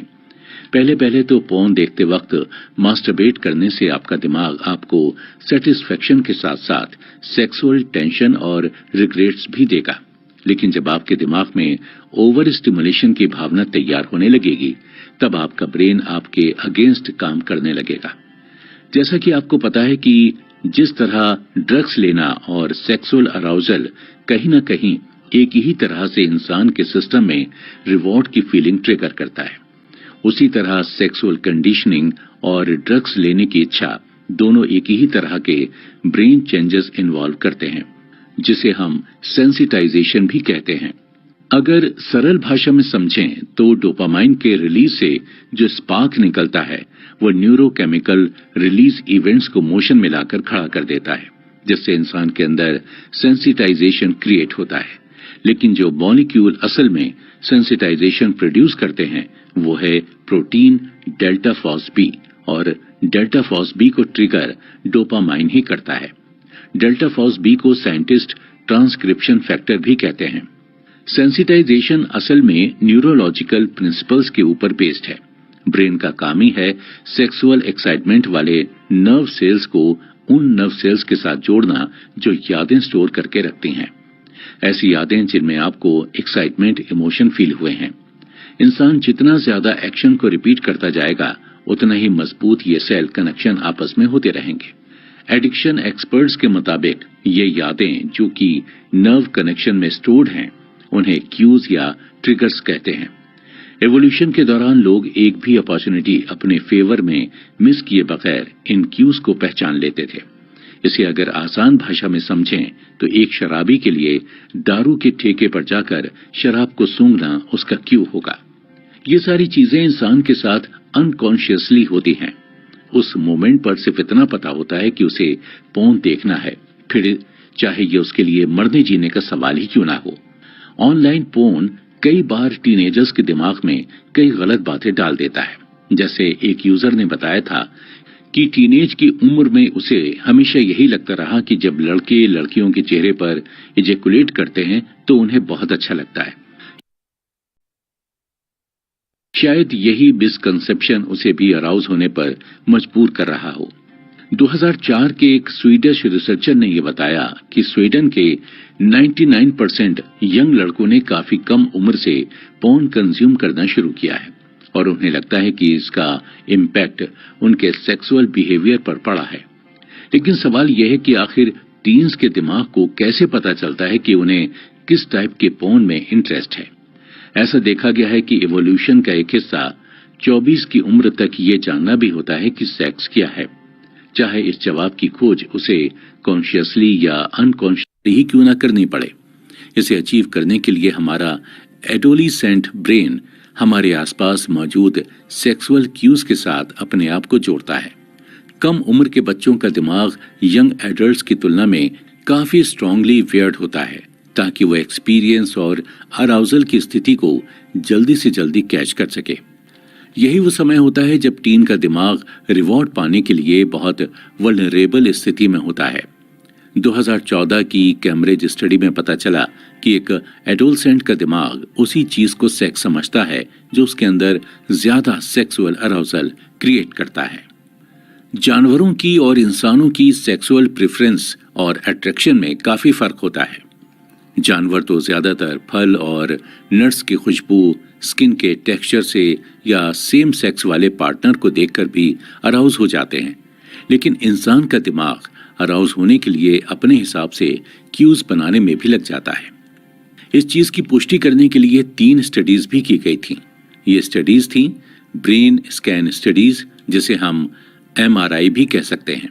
स्टडी के दौरान पोर्न देखने वाले सब्जेक्ट्स को पोर्न दिखाया जाने लगा।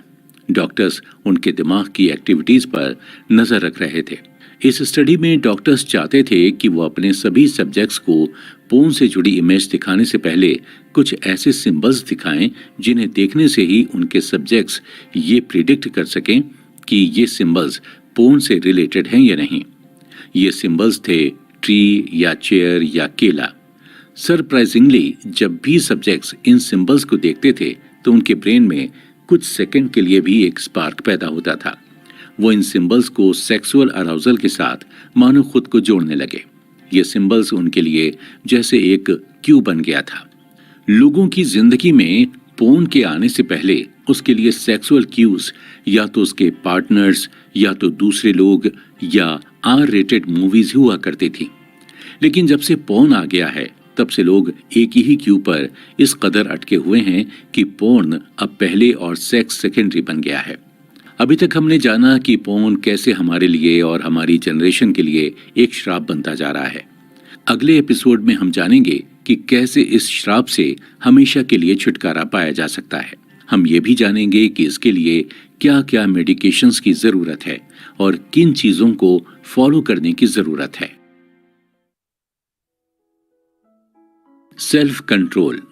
जितने भी लोग आज तक पोर्न एडिक्शन से रिकवर हुए हैं उन्होंने कई सारे हेल्थ बेनिफिट्स तो पाए ही हैं, लेकिन उन्हें सबसे बड़ा बेनिफिट उनका खुद के ऊपर कंट्रोल फिर से वापस पाना है। अपने ऊपर कंट्रोल वापस लाने की पहली सीढ़ी है अपने ब्रेन को उन सभी आर्टिफिशियल सेक्सुअल स्टिमुलेशन से कई महीनों के लिए आराम देना और पोर्न से ध्यान हटाकर अपना सारा ध्यान असल जिंदगी पर लाना। ये जो कई महीनों का खाली समय आप अपने ब्रेन को दे रहे हैं, इसके कई फायदे भी हैं। इस खाली समय से आपके ब्रेन का रिवॉर्ड सर्किट फिर से ठीक होने लगेगा, जिससे आप हर दिन के छोटे छोटे प्लेजर्स को एंजॉय कर पाएंगे। ये आपके दिमाग की उस इंटेंसिटी को कम करेगा जो आपको पोर्न देखना ही है के लिए पागल करती रहती है। इससे आपकी विल पावर भी काफी बढ़ती है, क्योंकि जैसे ही आप पोर्न छोड़ते हैं आपके दिमाग का प्री फ्रंटल कॉर्टेक्स धीरे धीरे मजबूत होने लगता है और अंत में जाकर ये आपके स्ट्रेस लेवल को धीरे धीरे कम करने लगता है। ये जो मुझे पोर्न अभी देखना है की तलब है, इसे ठीक होने में कभी कभी महीने और कभी कभी साल भी लग जाते हैं, लेकिन धीरे धीरे प्रैक्टिस के साथ ये हमारे दिमाग में ही खत्म हो जाती है। इस प्रोसेस को रिबूटिंग भी कहा जाता है। ये एक ऐसा तरीका होता है जिससे आप ये रीडिस्कवर कर सकते हैं कि आपको पोर्न के बिना अपनी जिंदगी में क्या क्या पसंद है। इसके पीछे का आइडिया यही है कि आप अपने दिमाग में आर्टिफिशियल सेक्सुअल स्टिमुलेशन के फ्लो को पूरी तरह से बंद करके ब्रेन को फिर से रीस्टार्ट कर रहे हैं। लेकिन ध्यान देने वाली बात यह भी है कि हमारा दिमाग कोई कंप्यूटर तो है नहीं जिससे सारी यादें, सारी मेमोरी डिलीट कर देने से वो चले जाएंगे। ऐसा कभी नहीं हो सकता है कि आप अपनी सारी यादें हमेशा के लिए मिटा सकें। लेकिन फिर भी कई लोग अपनी पोर्न रिलेटेड समस्याओं के समाधान के लिए अपने ब्रेन को पोर्न से ही रेस्ट देते हैं।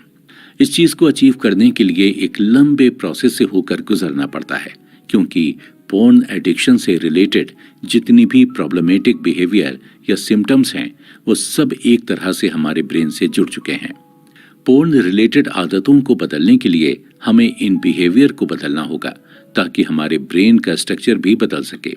ब्रेन के फंक्शन में चेंजेस करने से कई बार देखा गया है कि हमारी जिंदगी में भी चेंजेस आ जाते हैं।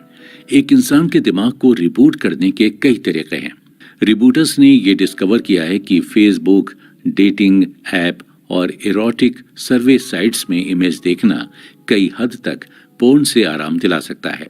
ये एकदम उसी तरह है जिस तरह एक शराबी शराब की लत छोड़ने के लिए लाइट बियर का इस्तेमाल करता है। इसकी मदद से आप अपने ब्रेन को वही स्टिमुलेशन दे पाएंगे जिससे आपका ब्रेन फैमिलियर है, पर बिना किसी पोर्न के हार्म के।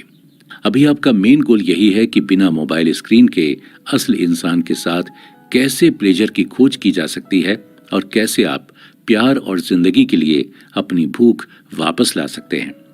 शुरुआती समय में ये रिबूटिंग का पूरा प्रोसेस काफी चैलेंजिंग महसूस हो सकता है। आपके ब्रेन को डोपामिन का टेस्ट न मिलने की वजह से वो आपकी पूरी बॉडी को पोर्न क्रेव करने के लिए फिर से ट्रिगर कर सकता है। लेकिन फ्रीडम उसी में है जब आप अपनी सेंसिटिविटी को वापस नॉर्मल पर ले आएंगे और आपका एडिक्शन कम होता जाएगा। एक यूजर ने अपना एक्सपीरियंस हमारे साथ शेयर करते हुए बताया है कि जब आप अपने ब्रेन में से किसी प्लेजर के सोर्स को हटाने की कोशिश करते हैं तो आपको बिल्कुल ऐसा फील होता है जैसे आपने जमीन से अपनी एक टांग हवा में उठा ली है। उस वक्त सारी चीजें मुश्किल और अनस्टेबल दिखाई देने लगती हैं। ब्रेन के पास उस वक्त सिर्फ दो ही ऑप्शन होते हैं, या तो वो आपको इतनी बुरी तरह से हर्ट करे कि आप मजबूर हो जाएं अपना दूसरा पैर वापस जमीन पर रखने के लिए, या फिर वो ये एक्सेप्ट कर ले कि आपके पास दूसरा पैर है ही नहीं और वो एक पैर पर ही बैलेंस बनाने की कोशिश करता रहे। ब्रेन पहले तो जी तोड़ कोशिश करेगा कि आपको फर्स्ट ऑप्शन की तरफ ही ले जा सके, लेकिन कुछ समय के बाद ये धीरे धीरे ऑप्शन 2 पर काम करने लग जाता है और साथ ही साथ ऑप्शन 1 को भी मौका देना चाहता है।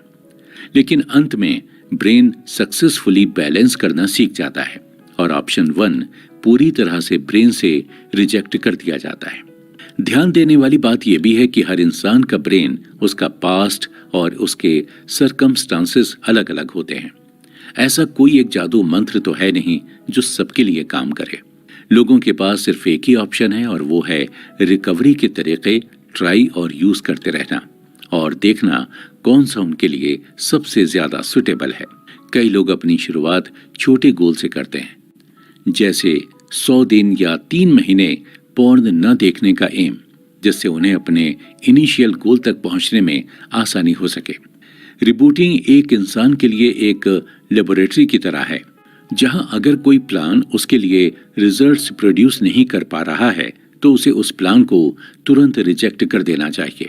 आपका कोई भी प्लान काम कर रहा है या नहीं, ये जानने के लिए आपको उसे 2 से 3 महीनों का वक्त देना पड़ेगा। एक यूजर बताते हैं कि जैसे जैसे आपको पता चलता है कि कौन सी चीज आपके लिए काम कर रही है और कैसे आपको परफेक्ट कर रही है, आपके लिए इन चेंजेस को एक्सेप्ट करना और अपनी विल पावर को बढ़ाना आसान लगने लगता है। पोर्न से अपने आप को छुटकारा दिलाने के लिए सबसे पहले तो आपको पोर्न को ही रिमूव करना पड़ेगा। आपको आपकी सभी डिवाइसेस से पोर्न को डिलीट करना पड़ेगा। ये काम थोड़ा मुश्किल हो सकता है, लेकिन इससे आपके दिमाग को एक सिग्नल पहुंचेगा कि आप अपने फैसले को लेकर कितने पॉजिटिव हैं। इसके अलावा आपको और भी कई चीजें डिलीट करने की जरूरत है, जैसे बैकअप या फिर आपका ट्रैश, आपकी ब्राउजर हिस्ट्री और वो सभी पोर्न साइटें, बुकमार्क्स को जिन्हें आपने बुकमार्क करके रखा हुआ है। कई बार आपके आसपास के सराउंडिंग भी आपके लिए क्यूज का काम करते हैं, जिससे आपका ब्रेन ट्रिगर हो सकता है। ड्रग्स एडिक्ट को तो ये तक बोला जाता है कि आप अपने उन दोस्तों, पड़ोसियों और एक्टिविटीज से भी दूर रहिए जिनसे आपका ताल्लुक एडिक्शन के दौरान हुआ था। अब ऐसा तो संभव है नहीं कि आप अपने आप को या अपनी एक्टिविटीज को ही अवॉइड करते चलें, लेकिन आप चाहें तो थोड़े बहुत चेंजेस ला सकते हैं और ऐसी कोशिशें कर सकते हैं जिससे आप पोर्न की तरफ फिर से अट्रैक्ट ना हो। जैसे आप ऐसी ऑनलाइन डिवाइस का इस्तेमाल लोकली कीजिए जो पोर्न एसोसिएटेड ना हो, या फिर आप अपने मास्टरबेशन चेयर को पूरी तरह से हटा दीजिए। कोशिश कीजिए अपने घर के फर्नीचर को थोड़ा इधर से उधर मूव करने की, ताकि आपके घर के एनवायरनमेंट में एक नयापन आए। तो दोस्तों, अगले एपिसोड में हम जानेंगे ऐसे और कई छोटी छोटी टिप्स के बारे में जो पोर्न एडिक्शन को कम करने के लिए हमारे काम आ सकती हैं। पोर्न छोड़ने की टिप्स।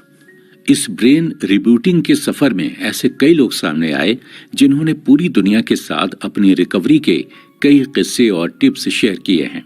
एक यूजर ने बताया कि उन्होंने अपनी पोर्न एडिक्शन को छोड़ने के लिए अपना कंप्यूटर अपनी आंखों के सामने से ही हटा दिया। उन्होंने इस चीज को भी पूरी तरीके से माना कि उनकी जिंदगी में इस लैपटॉप का पोर्न देखने के अलावा और कोई काम रहा ही नहीं था। एक यूजर ने तो अपना पूरा डेस्क और बैठने की चेयर ही बदल डाली, क्योंकि उसके हिसाब से वो चेयर उसके लिए बैठने में कंफर्टेबल नहीं थी और इसलिए उस चेयर पर से वो जल्दी हट सकता था। अगर आप चाहें तो पोर्न ब्लॉकर या एड ब्लॉकर का भी इस्तेमाल कर सकते हैं। ये एक तरह से इंटरनेट की स्पीड बम्प्स के जैसा है। अगर आपने सेल्फ कंट्रोल करना शुरू किया ही है तो पोर्न ब्लॉकर आपकी काफी मदद कर सकता है। कई फ्री पोर्न ब्लॉकर साइट्स भी आपको आराम से मिल जाएंगी।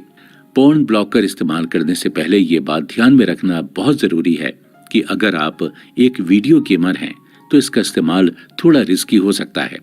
ऐसा देखा गया है कि जो लोग वीडियो गेम से एडिक्टेड होते हैं वो इस पोर्न ब्लॉकर को भी गेम के एक ऑब्स्टेकल की तरह ही इस्तेमाल करने लगते हैं अपने रिवॉर्ड को पाने के लिए। अगर ऐसा आपके साथ होता है तो पोर्न ब्लॉकर को डिलीट कर दीजिए और दूसरे अप्रोचेस को देखिए। इन सभी रिस्क के बावजूद भी कई लोगों ने एड ब्लॉकर को अपने एडिक्शन को छुड़ाने के लिए काफी हेल्पफुल माना है। आजकल ऐसे कई ऑनलाइन फोरम्स भी मौजूद हैं जो आपके डेली प्रोग्रेस को ऑटोमेटिकली रिकॉर्ड करते जाते हैं। कई लोगों को ये देखने में काफी सेटिस्फाइंग लगता है कि उन्होंने अपने आप में कितना सुधार लाए हैं, लेकिन इसके कुछ नुकसान भी हैं।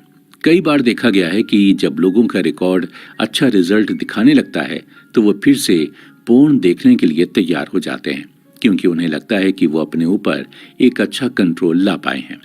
अगर आपके साथ ऐसा होता है तो आप पोर्न को देखने से पहले एक बार अपना रिकॉर्ड चार्ट अच्छी तरह से देख लीजिए और समझने की कोशिश कीजिए कि आपने इतने दिनों तक पोर्न न देखकर क्या अचीव किया है, क्योंकि दिनों की गिनती से ज्यादा जरूरी ये जानना है कि आपका दिमाग बैलेंस में आया है या नहीं।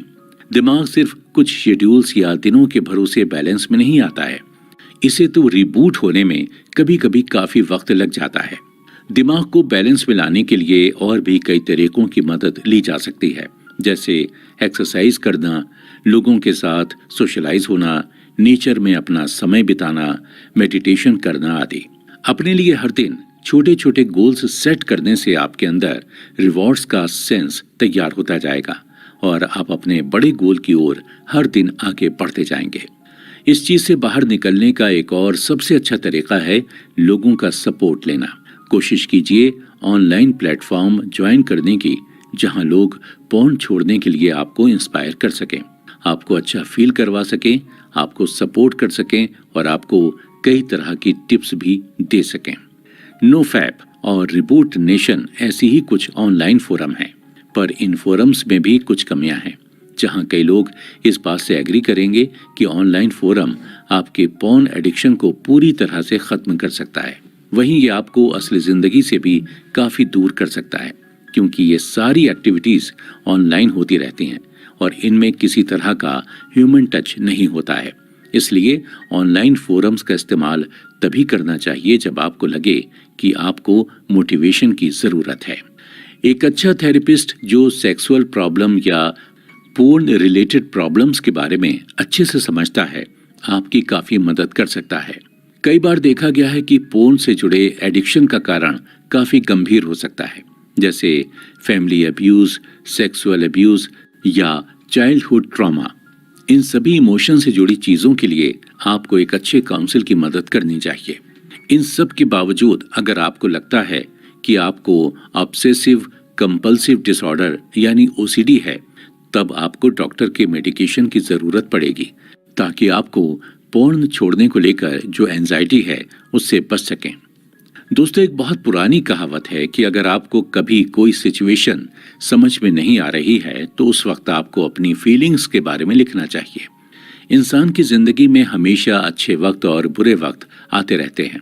बुरे वक्त में ब्रेन का काम ही होता है हमें हमारी सारी गलतियों को गिनाना।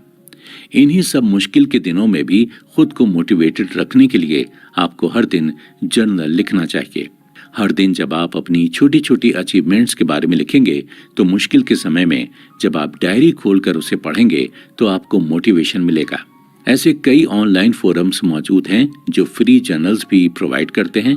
अगर आप चाहते हैं कि आपकी जर्नल कोई ना पढ़े तो आप उसमें पासवर्ड भी लगाकर रख सकते हैं। ये बहुत अच्छा तरीका होता है खुद के साथ एक अच्छा रिश्ता बनाने का। अपने दिमाग को रिबूट करने का एक और ऐसा ही मजेदार तरीका है और वो है एक्सरसाइज करना। कभी कभी तो ऐसा लगता है कि एक्सरसाइज दुनिया की हर प्रॉब्लम का समाधान बन सकती है, पर इसके फायदे भी कम नहीं है।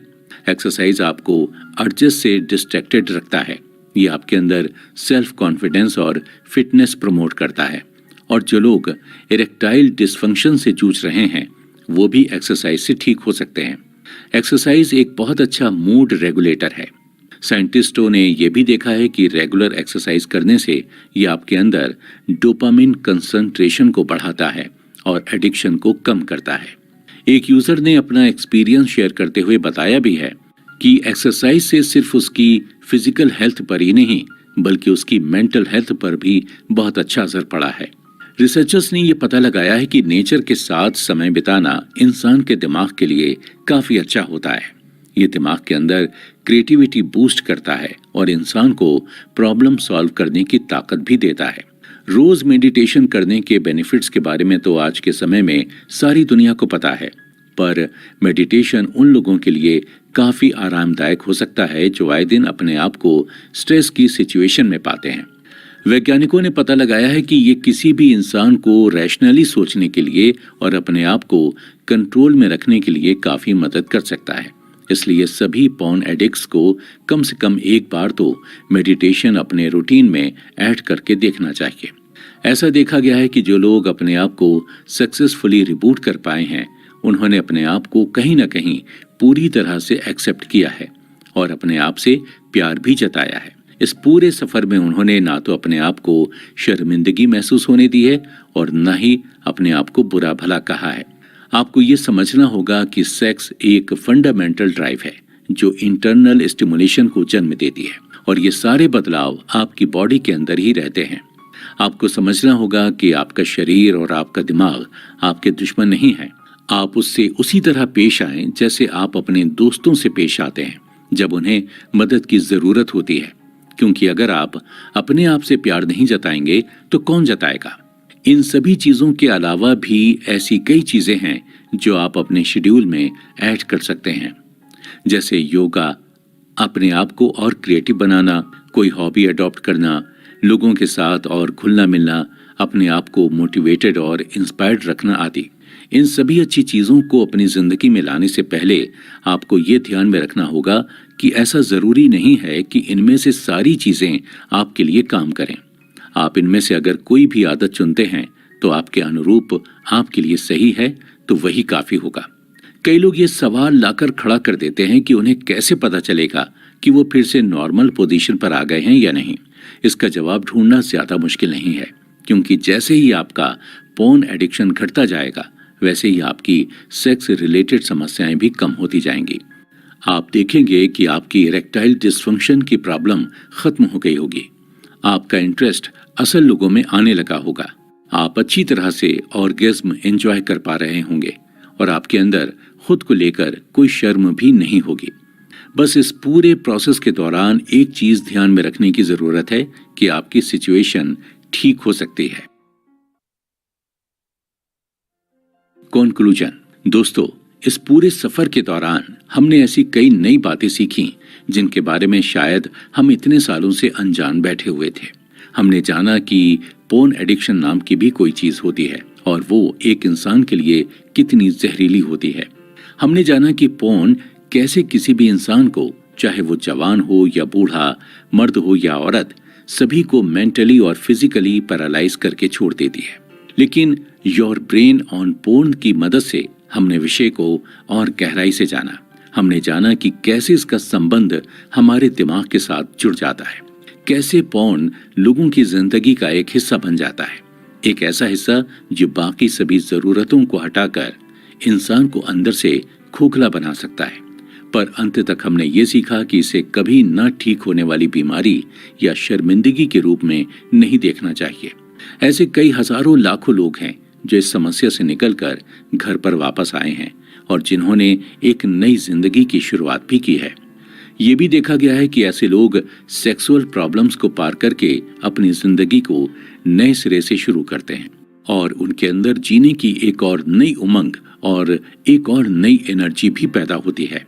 दोस्तों, आशा है योर ब्रेन ऑन पोर्न की बुक समरी से आपने काफी कुछ सीखा और समझा होगा।